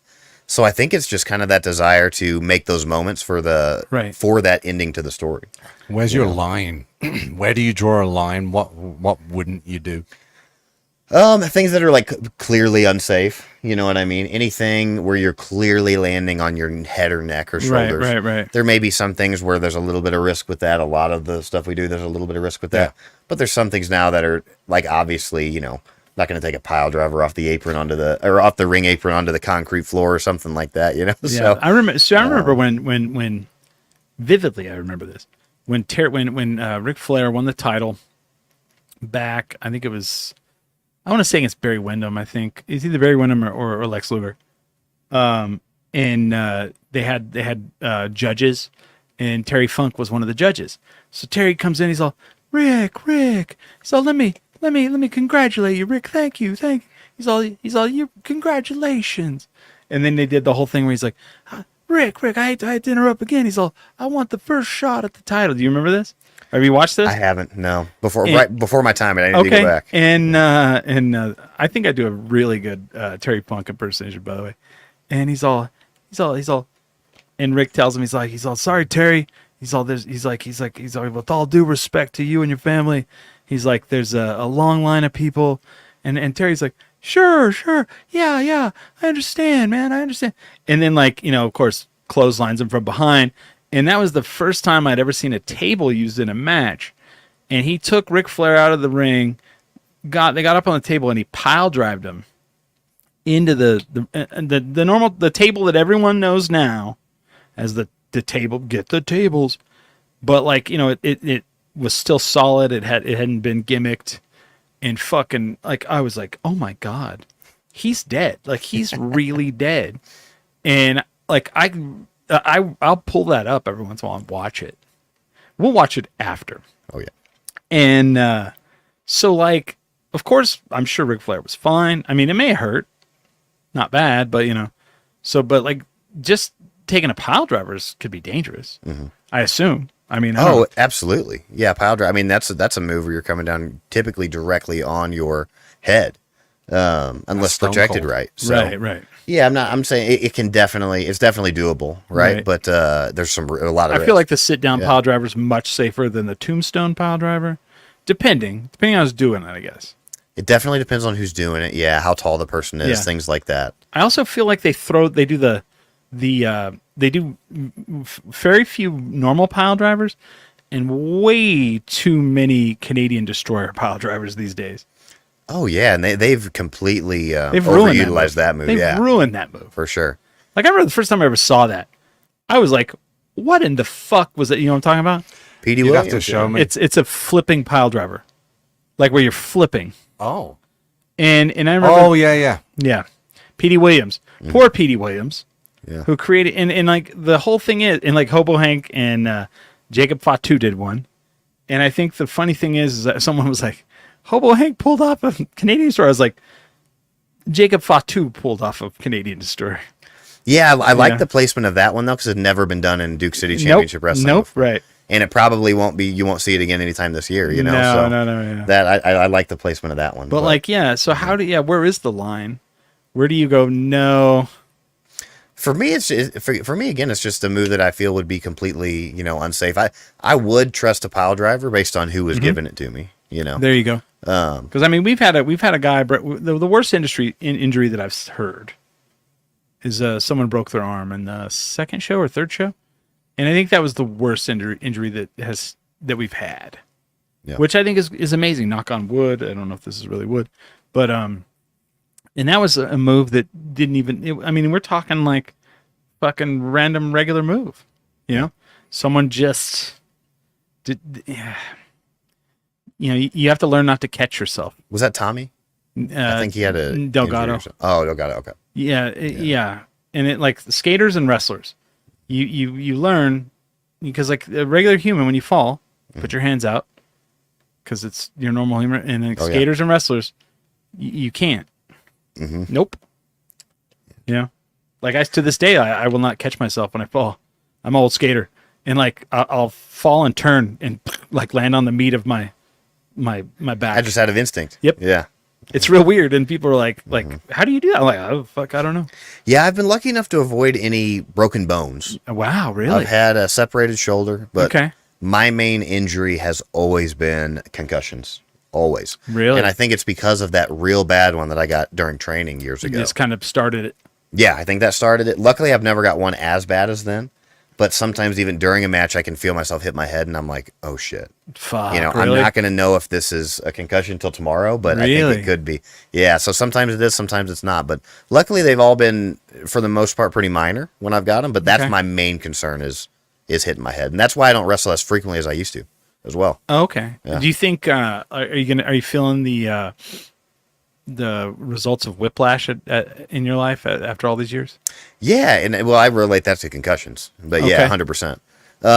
But again, too, now the way I wrestle now, it's so separated. Like Mm-hmm. I'll wrestle maybe for Duke City Championship Wrestling once a month, and then maybe Pro Wrestling up in St. Louis that same month too. So okay. at the very most, it's twice a month. You're not doing like fucking 25 dates a month. Yeah. So I'm not hitting my head, and then the next night going out and hitting my head again. Because see, I don't know if Craig knows this, but like when they whip them into like the turnbuckle, they fully take that, and so like a lot of wrestlers get whiplash, and so it's not uncommon for them to get those vertebrae fused through the front, right?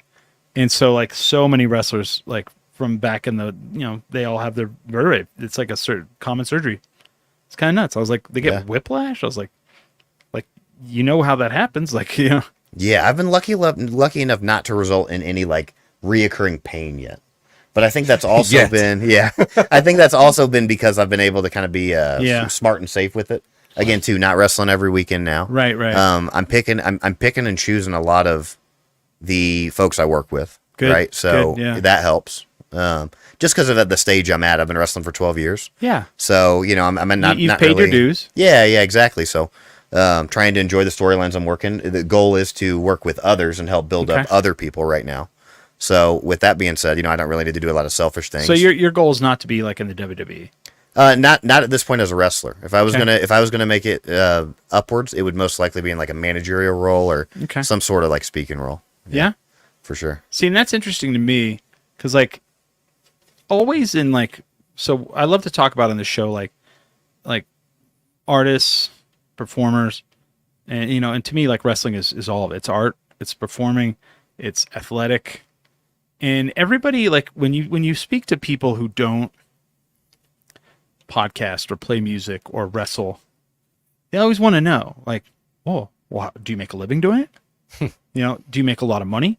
How much money you make? How do you make your money? Like literally, I was at a party, like a post graduation party, and someone's family was there, and I try to avoid telling people what I do.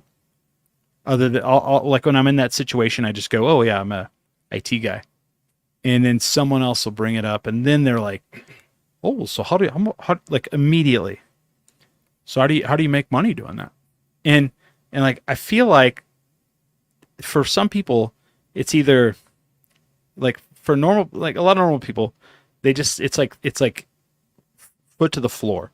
Like they don't understand that there's an actual love, Yeah. an actual desire, and an actual like need to be a performer Yes. and to be in front of an audience and to entertain people, whether it's 500, 5,000, 82,000. Like even as like a wrestler, there's no way you're going to entertain the 500 the same exact way you're going to do the 82,000. You have to do it in a different way, and you have to learn that. But like, there is no difference to that person of how they feel about their art form Yep. on how many people. And just because I'm not going to be Joe Rogan, just because you may not be the Beatles or the Rolling Stones, and you may not be Stone Cold Steve Austin, doesn't mean we should not do it. You know what I mean? No, absolutely. Yeah, no. Yeah, not everybody can relate with that. Yeah. And that I would say you just vocalized perfectly kind of where I'm at with wrestling right Yeah. now. And that's Now- and it's great you realize that. Yeah, and the caveat is being excited about what I'm doing. Right. I'm not just going to, for Duke City Championship Wrestling or Pro Wrestling Epic, I'm not just going to show up and not know what I'm doing that night. Right. For me to be excited about it, I'm going to kind of know where we're going with this, where Right. the direction is. And luckily with Pro Wrestling Epic and DCCW, kind of have that opportunity to kind of work that out with them. Right. And, really make sure that what we're doing is exciting and we're going somewhere storyline wise, Right. And you're doing like you're entertaining the audience. Absolutely. And for me, that gives me the kind of itch that I need for that performance aspect in my life. When it's the end of the show and people know that I'm affiliated, I think a lot of people still think I'm one of the owners, but I'm not. But like they'll come by and like shake my hand and be like, "Man, that was so good. Can't wait for the next one." And that's amazing. 'Cause like you don't get that a lot. Like I don't get that doing this. Like people don't fucking see me. I mean, they will. They'll say good things, but like you don't get as much. You know what I mean? And like the little kid will come up and tug and be like, sign my shirt. And I had 3 women last night. Like they were like, oh, you. And I was like, yeah. And they're like, we loved Mickey Knuckles. She's our new favorite.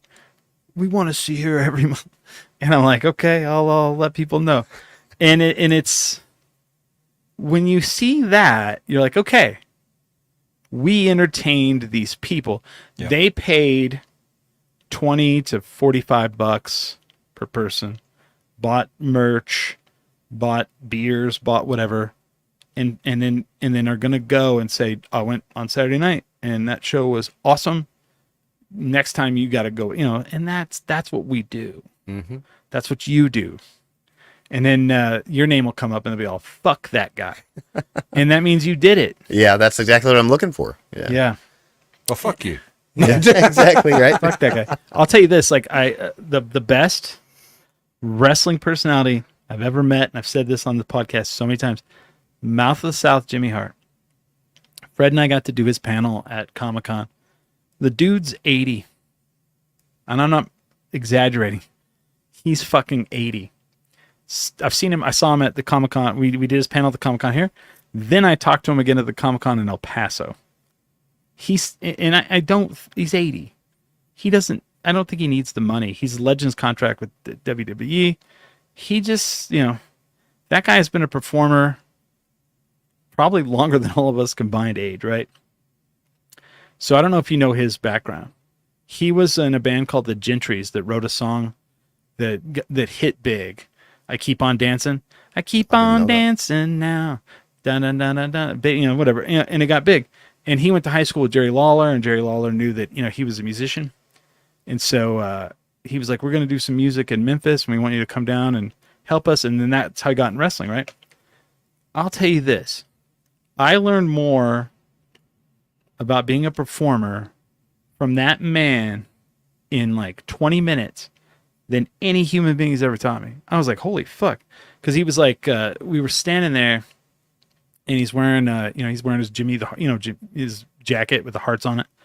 And some kid goes, why do you wear those jackets like that? And he goes, oh, I was on tour with Steppenwolf and the Beach Boys and Dick Clark.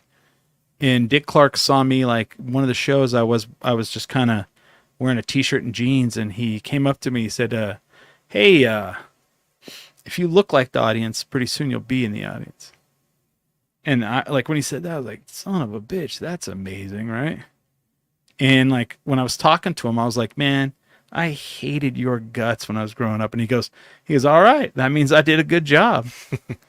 And he was so good. Like, and then dude's 80. We had a chair for him. He refused to sit down. Then when I saw him in El Paso, I walked up and I said, hey, Jimmy, it's Chris from Albuquerque. And he's like, oh yeah, man. Hey, how's it going? And he remembered me. He goes, how'd your wrestling thing go? Totally 80 years old motherfucker remembered who I was. Like, Jesus Christ, this guy. So so to me, I'm like, oh, see, that's like growing up, you're like, well, he was never a wrestler. Dude, that guy did as much for wrestling as anybody else. Yeah. So for you to be like, well, I'm at this point in my wrestling career, for you to know that probably puts you ahead of a lot of the people in the business. Don't you think? No, absolutely. Getting that feedback from the crowd of, first off, hearing it when I come out, the negative feedback though. So for a heel, the boos are cheers, obviously. Yeah. Right. So, and then hearing it even at the end when a lot of them see me after the show and they let me know like, oh, I hate you, hate you so much during the show, but you're one of our favorite bad guys. Cause a lot of them, most people know it's work, That's so good. For me, it kind of makes my day. I have to be honest. It worried me here because I was like, these people get worked up and they take things personally here. Yeah. and I think the first show, our audience was rough. They'd throw a guy out. He hit one of the wrestlers. Oh, really? Yeah. Oh, yeah. And he got banned for life. But I think our audience is like kind of fallen into a certain groove in a good way. Yeah. So if I can say one thing about the audience, one thing I notice about the DCCW audience versus other companies, is it feels like a night out. Oh yeah, which is awesome because that's not the vibe you get at a lot of other independent wrestling shows. It feels like this is just a night out downtown in a major city. And that is a great kind of casual vibe for a wrestling show. The atmosphere is amazing. Yeah, absolutely. The theater, that it's not lit up. Mm-hmm. It's not a gymnasium. Yeah. And the way it looks, the production looks on video, on TV, it looks incredible. It looks and feels like a major promotion. It does, yeah. For sure. So like if you had something to say to somebody who's new, what would you tell them getting in the business? I would say do something to be unique and stand out. You know what I mean? And I think what we're seeing a lot of right now, I think we mentioned earlier, like a lot of spot fest type stuff. Yeah. So I think, obviously there's a lot of great wrestlers who have great moves and that's great right now, can put on a great kind of spotty wrestling match. Sure. But I think the more people work on being able to speak well in promos and develop character and develop a look, I think that's going to help them stand out a little bit more now. See, and I go, oh, go ahead. You gonna say something? I wasn't, okay. but you can I, prompt me. No, I tell people, I'm like, when they're like, so you're a part of wrestling? And then like someone literally goes, they were like, normal or theatrical? And I love that. Like they didn't say fake, and I like that. I like theatrical, because theatrical is a really good word. And they're like, you're a part of that, and they're like, what's it like? And I was like, I'll be honest with you. What's Gabe saying? And get booked everywhere locally. He says, well, Gabe doesn't know, but yeah, get booked everywhere. Wrestle as much as you can, I would say, before you get out there, right? But like I tell them, I'm like, when you're in the back, it feels like you're doing a school play. Like everything in the back is like, people are like getting ready. People are psychic. Like what I like about it is like, as performers, this is for people who don't do any kind of performance, stage or otherwise. If you go see your friend, do stand up, music, music, whatever, say hi to him and then leave him alone. Yeah. Till after the show. Wrestling, say hi to him, leave him alone till after the show. And I'm as guilty as anybody, but like a lot of people are trying to get into a headspace, a character, get it the right way. And if you like go up and start talking to them about their mom and dad and, how's it going? Did they get that leak fixed in the yard? You're going to make them mad. Or immediately after if you're in a band. Yeah. Like when you just finish and the last song plays and Yeah. you're done, people Yeah. come to the front of the stage and start, oh, that was awesome. And you're like, thank you. Walk away. I got shit to do right now. You got to break down. Yeah. And that's the thing that sucks for band. Like it's like immediately you got to do work. Yeah. Is there a big adrenaline rush after performing as well? Like, because for me coming out of a match, it's almost like a high immediately right after the match. Yeah. To where I'm wanting to ask people, hey, what'd you think? You know what I mean? Things Yeah. like that. I'm just Yeah. curious if it's like that for In music. bands, so it's never, hey, what do you think? I don't ask people that. Yeah. But like Chris said before the show, he's seen me. I'm walking all over the place. I love you, Gabe. I don't get nervous or anything. I'm not like, but I'm like, I need to be in my own head. Yeah. I can give you a couple of minutes of conversation, but then I'm going to be like, I got to go to the back, After a show, there's the come down. Yeah. Yeah. Yeah. There's the come down. There's the processing of the crowd reacted well. Did I fuck up? Yeah. Did we do well? How was everything? But there is that like come down, and it usually for me, the immediate high, it drops fairly fast, but there's still that residual until like the early hours of the morning. Oh yeah. So yeah. And- Sleep's always tough that night. Yeah. And it's really funny because like growing up, it was like, oh, there's the green room, there's the backstage. Everybody's like, oh, you got to get backstage. You want to be backstage. No. See, like the green room and the backstage is like the safe area. Yeah. It's that place where like you can kind of go in. There's all those motherfucking people out there, and you can just kind of take a second, drink some water, eat something for a second, gather your thoughts. Like Robles, man. Robles really gets into it, man. He like that dude, but man, the when he comes out, I don't know how that dude's not bigger than he is. Honestly. I'd just give that one time. Yeah, I think but he's gonna. I've seen him for like 10 years. Like, man. But like, yeah. That he's gotta go somewhere. Yeah. And the amount of work that he puts into it is phenomenal. And like that's everything. What I love about art form is what we get to see. What I hate about it is how much people don't understand. It's that whole iceberg, thing where you see the tip of it, and then there's this fucking huge base under the water you don't see. You see the product, not the work. Yeah, you don't ever see that work. And I get to see you guys backstage and how much I don't get to see how much you train, but I'm assuming you don't have to train as much anymore. You probably just work out and keep in shape and For the most part, yeah. If you know, a lot of the training will take place if I get to a show early. Yeah. Things like that, I'll get warmed You up. probably have to keep like the ring callus a little, like your rope callus and all that shit. 100%. And that's because I don't wrestle that frequently. So Yeah. I do need to. Do you know what I'm talking about? Yeah, Okay. because they're steel ropes, right? Well, so they only, and I don't know if this will ruin the magic for anybody. They only hit the ropes on one side of their body, Yeah. the right side. Even if you're left-handed, right? Yeah. Yeah. So when someone gets whipped in the ropes, they'll land with the rope right under their right armpit, and it, like when you first started, like it bruises like a motherfucker, right? Oh yeah. Yeah. That was one of the things that surprised me the most actually starting is. Well, they're either steel ropes or bruising they're and real thing. ropes. Yeah. It's interesting. I think WWE uses real rope. I think, I'm not sure. and then I think so it's either elevator cable or real rope. Yeah, but it's so tight. I don't even know what I think we use real rope. I think. I think so. Yeah. I know. Well, in the ring that we have now is new, so it's not broke in. So that took some time. Yeah. That took still- getting used to. As soon still, as I definitely feel it using that ring. It moves, and then it like because it's not broke in. Oh, okay. By the end of the show, like so they'll put the ring together, and underneath they've like ratcheted across and like it's taut, and then by the end of the show they'll pull the aprons up and it's loose. Yeah, right. Yeah. Yeah, and So that, I mean, determine on what match you have during the show. It might be Yeah. a little bit looser than. dude, Diablo Blanco took a fucking bump off the top, and I don't know if it hurt or not, but it was fucking loud. Just last night. Yeah, Yeah. it was like bam, and which was great because you want that bam, and then the crowd's like, oh my god.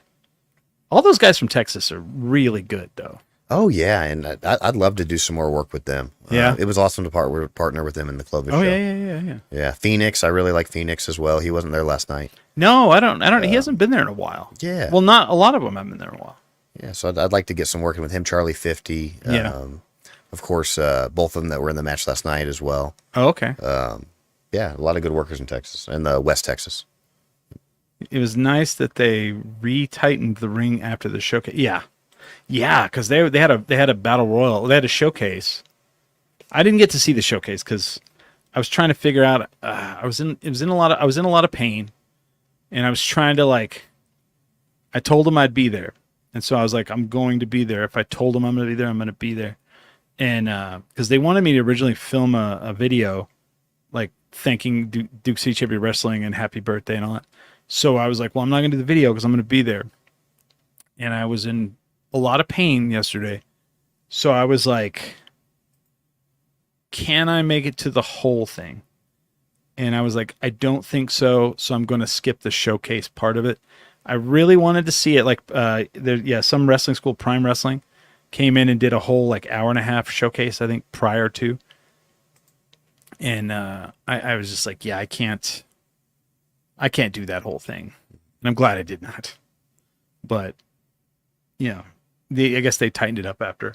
But it'll take a year. That's what Thunder said. Take a year to get the ring broken. Fully adjusted and broken. Yeah, especially doing more frequent shows and train. I think it's being used for some training pieces as well. So that'll help out. Oh, absolutely. Yeah. And I think the ring posts kind of bend a little after a while and all that shit, right? It's all broken in. Yeah. Yeah. All part of the process. But the more it's used, how hard is it to wrestle with someone you don't like?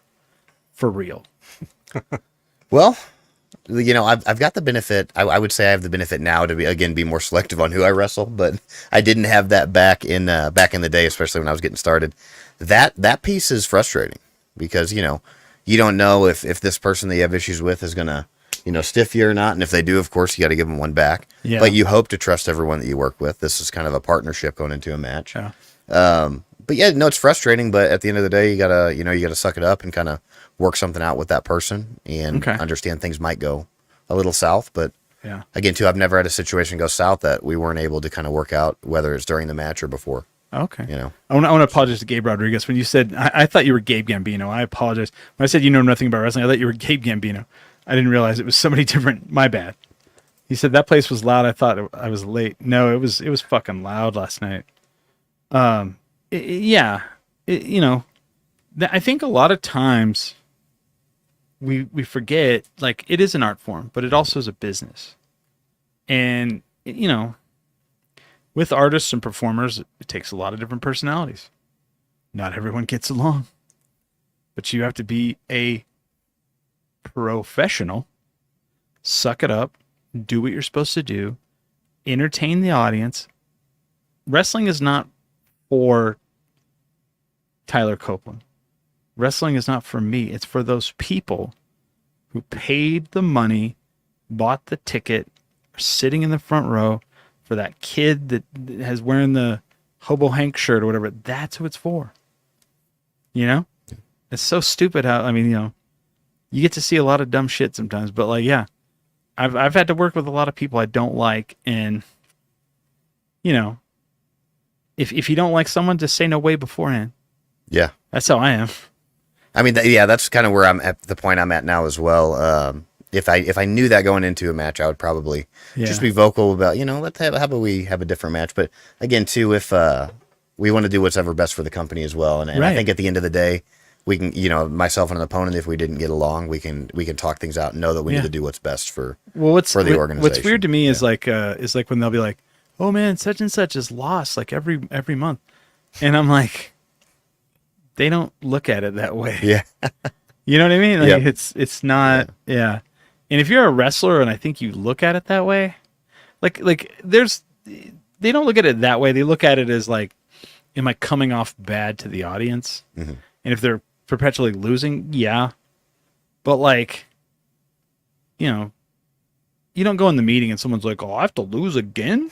No one does that. Like, it's Yeah, weird. I would present that concern a different way, you know, Yeah. because you want, especially if you're if you're a heel and you're continuously losing, Right. you want to appear as a heel, as a threat, Sure, and even sure. even as a face, you know, you want to appear as someone who could win a match. So Yeah. I can understand having that conversation, but typically it's going to be behind a closed door, one-on-one with Yeah. you know, the booker. Right. So, Which is yeah. politics. Yeah, 100%. That's part of it. Yeah. Well, it always cracks me up too, because like I've had people that throughout my life, they're like, so who's your favorite Batman? And I'm like, and I'll look at them, I'll go like, I don't really give a shit about that.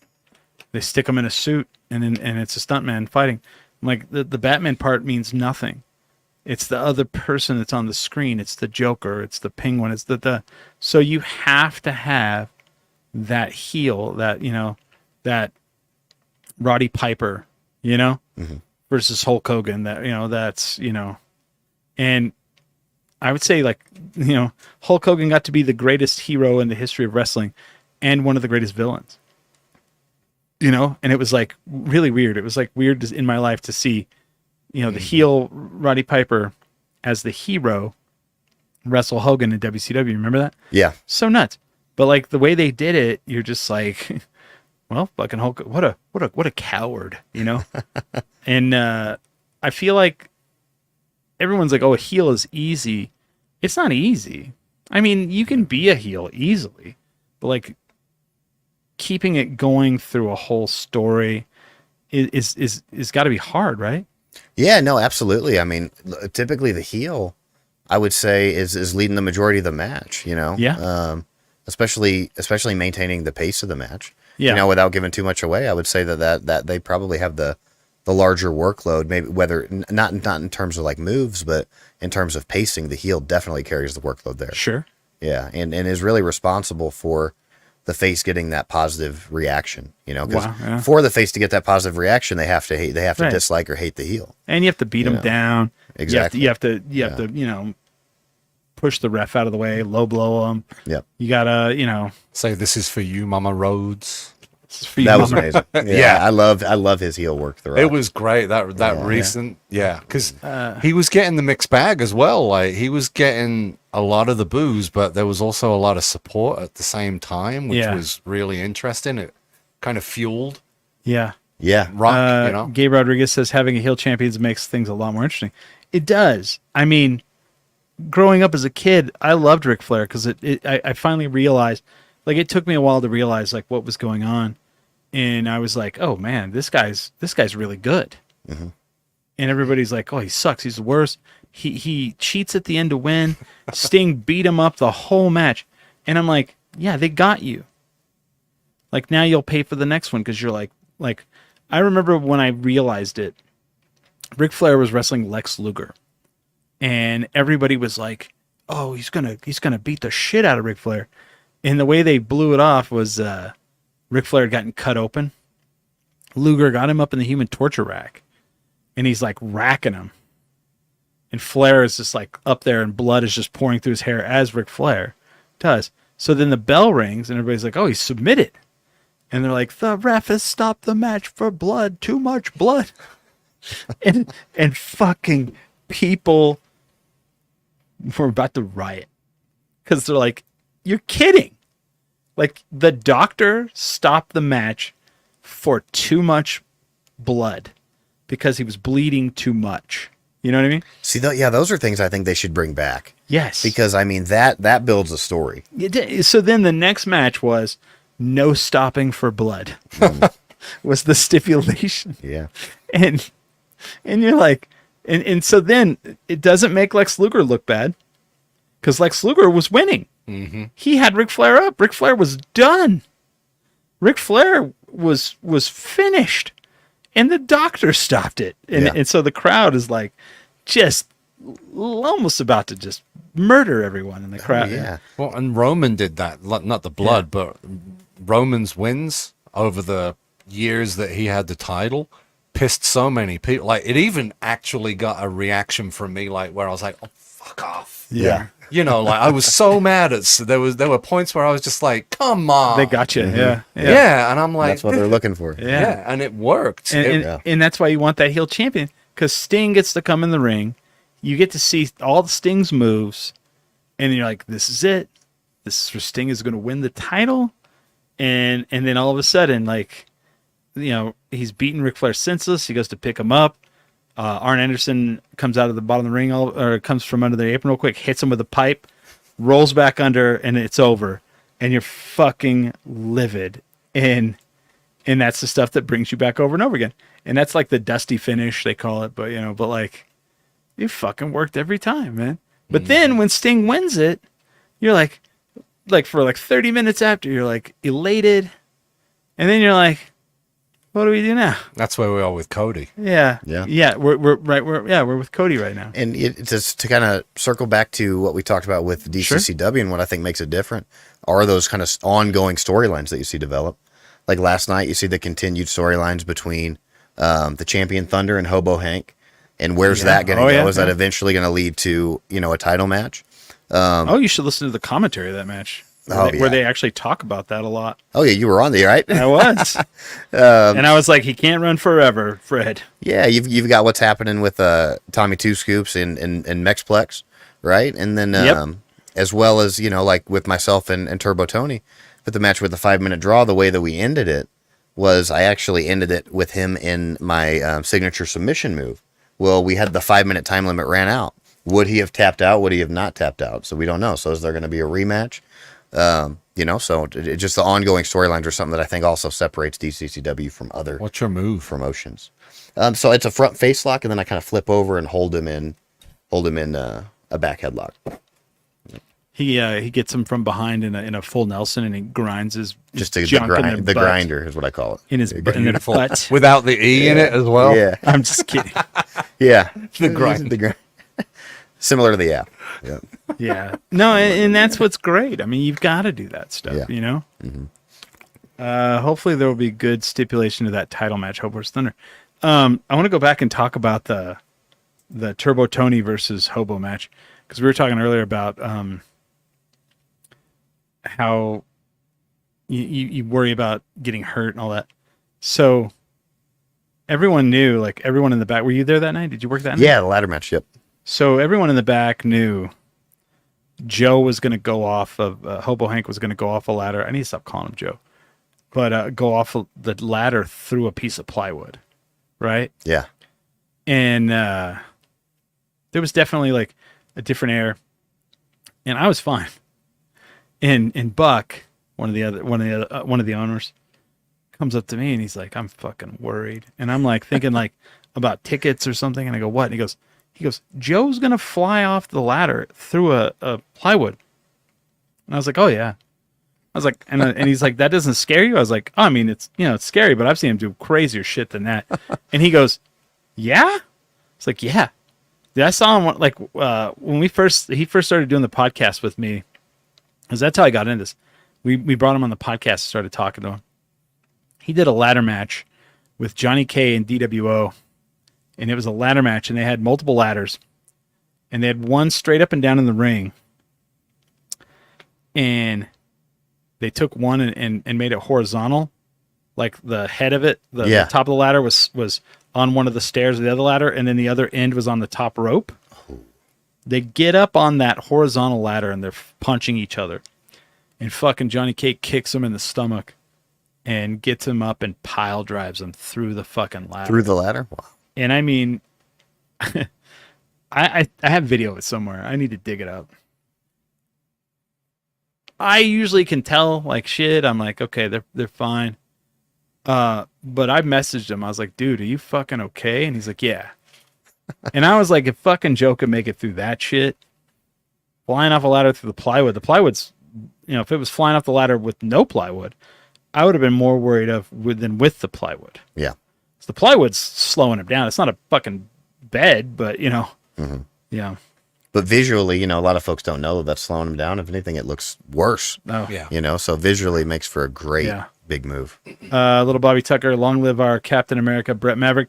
Shout out to Brett Maverick, who is a long time music scene icon. He wrote the zine Wig Wham Bam and was a big part of the music scene all throughout the 80s and 90s. I think 90s and early 2000s. And he passed away this week, so big shout out to Brett Maverick. Thanks, little Bobby. So, is there anything else you want to talk about?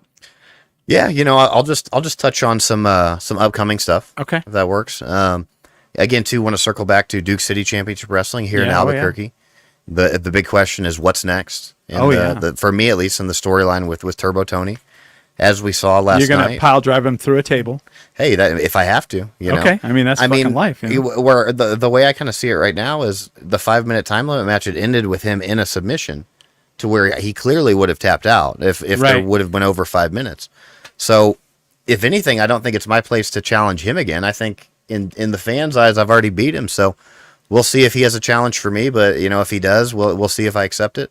The next show I know is, I believe, Friday, June 28th. Yeah, something like that. Yeah, it is a Friday night, summer sizzle, so that'll be exciting. Yep. And then just to touch on some upcoming things in St. Louis, a lot of exciting things with the new Pro Wrestling Epic Championship. Oh, it's stuck. It's here. There it is. It's ours now. The new Pro Wrestling Epic Champion, infamous Tyler Copeland. A lot of questions when it comes to St. Louis is who's next to challenge for the Pro Wrestling Epic Championship. I'm going to answer that right now. Were you at the March show with Kendall Beck came down and Kendall Beck and I wrestled? Yes. Okay. Yeah, Kendall Beck also from St. Louis. Oh, yeah, he was a real nice guy. Yeah, so Kendall Beck very, and I, very Midwestern looking. Yes, very Midwestern looking. He and I had a bit of a heated rivalry last year in St. Louis, and I will admit he did beat me in February of 2023, so over a year ago. Obviously, we had the rematch in Albuquerque, and I beat him, I would say, fairly easily. So now you got a rubber match coming. We may have a rubber match coming. He's still running the rampage around St. Louis. I don't think everyone in St. Louis knows that I got that win back from him. Yeah. So for Kendall Beck, if you want a shot at it in St. Louis, I'm ready for you. So how do you psych yourself up? Do you light his car on fire? Do you kidnap his wife? What do you do? I'll say this: those are both two great ideas. There's definitely going to be some personal shots. We'll see what happens, but there's a lot of upcoming events in St. Louis over the summer, and I think we'll see some movement there soon. So just to highlight what might happen in the world of wrestling. You know what hasn't been done in a bit? Yeah. You turn his kid against him. He's no kids. Damn it. Yeah, that's the tough one. So you get his wife pregnant. No, I'm just kidding. I think that might end the feud. I'm just kidding. But yeah, so exciting. Long story short, exciting thing storyline-wise coming up in both Albuquerque and St. Louis. Gabe says ECW did it. That's exactly. I watched that the Dark Side of the Ring Sandman when they did the thing with his kid and Raven, Ravens took his kid away from him, Sandman. I was like, That was wild. that was some wild shit, man. Then they did the whole thing where they crucified him in the ring. And Kurt Angle That's was, what got Kurt Angle was to. supposed to sign with ECW, and he's Yeah. like, I don't want any part of it.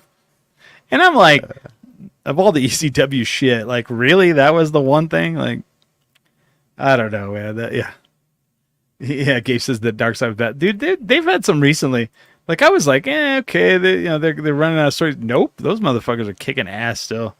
Dark side. Just wait till they do the dark side of the ring, Tyler Copeland. Right after this Kendall Beck feud. Yeah. If I take one of your ideas. I'm just going back like to the old days of like, Yeah. because I was like, holy shit, they turned his kid again. Which they did that whole thing with like Dominic. Dominic Mysterio. Yeah. yeah. And then to this day, like Dominic is still doing it because he's still he dresses like Eddie. Yeah. He cuts his hair like Eddie, and it's like, He said it because they're doing. yeah, I saw that. Yeah. Someone's asking him if like they asked Ray if they actually did a DNA test, which is fucked up. Like, like, do you think Eddie slept with your wife? I mean, do you think that happened? I mean, I don't know. Maybe they were that close. I don't know. And they're like, we did do a test, and I'm all like, this did was do the test. there's like a really legitimate. I don't know. Oh, wow. It's like, good God, yeah. They're saying take it to the next level, Tyler. Come on. Yeah. Wasn't there talk in WWE of like Vince wanting a Shane Stephanie story? Yeah. Oh yeah. Oh, I'm sure there was. Yeah, he had some crazy ideas. Yeah. Also, like that like there's all this talk about nepotism and like the arts these days. No one can ever fucking say that about the McMahon family. 'Cause I remember when Shane Oh, McMahon yeah. came in, I was like, okay, well they're gonna let him be on TV all the time. And then now, like, I just remember going, this guy's fucked in the head. That meant like all you have to say about nepotism is watch Kurt Angle versus fucking Shane McMahon. I can't remember what it was at. And there was supposed to be glass, the glass panels. Oh yeah. And they weren't glass, they were And plexiglass. it didn't work like yeah. And it didn't 2 or 3 fucking times. break. And then it finally shattered, cut him the fuck up. I was like, oh my God. But he's landed on his head in the concrete and all that Oh, in the dude. meantime. Just nuts. Yeah. Yeah. And then, like, the things that dude has done. Mm-hmm. Because he's like, because he knew. He's like, everybody's going to be like, well, you're Vince's kid. Like, fuck that. Yeah. And even Stephanie, I mean, geez. The way they've painted her, when Jericho used to come out, and I don't know if people remember this, he's like, you 2-time trash bag, hoe. Like, I don't remember, like, the whole thing. I have to look it up, but he would just thrash her. So, I don't know. The Renaissance man of wrestling, Chris Jericho. The learning tree. The learning tree, yeah. Man, it's been a pleasure. I'm really glad we got to actually do this. Yeah. I hate the way that we got here, but I'm glad we got here. And there's a silver lining. It's I got to be at the show last night, and I got to do this podcast tonight. So Yeah, absolutely. This was a great time. Thanks for having me Yeah. on. Good to meet you as well, Craig. Yeah, likewise. And you'd love to do it again sometime. oh yeah, For sure. I mean, I guess the other silver lining is I'm alive. Absolutely. That's the best silver lining. Yeah. Yeah, Craig, thank you for coming over. Thank you. I guess the question I have for you is, so are you going to stay British or is he going to stop? Who, me? Yeah. I mean, I got the paperwork saying I'm American. The shirt says otherwise. Yeah. This is for you. This is presentation. I've got a black shirt in the car that I could have bust out, but I wore this for you. All I'm saying is I didn't hear an accent until the cameras went on. That's right. That's what I'm just saying. And I'm he's all, kidding, and then he's yeah. like, all right, governor. That's right. Fish and Yeah. chips. Fish and chips, bloody in it. Oh, when I do that, Smiley gets so grossed out. He like you got to see the face. "Oh." No. He'll go.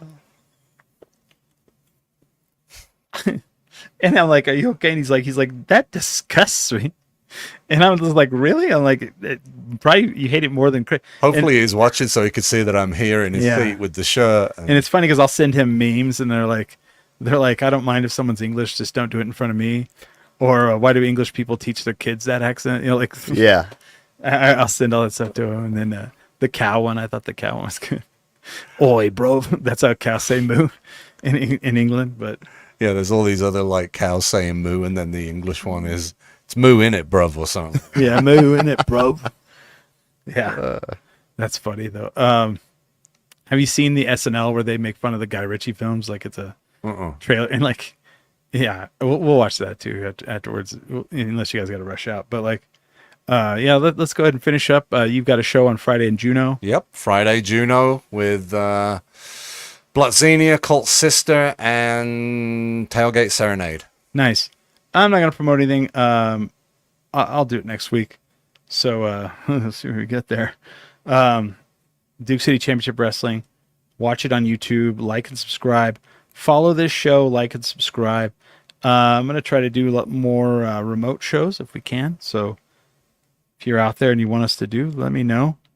I'm selective. I'm like Tyler, where I don't, I'm not gonna go to your, some dinky coffee house and do a show. I'm just not, unless I decide and pop in there. But yeah, thank you guys for being on the show. Thank you guys for watching. And with that, we are 10 Drink Minimum.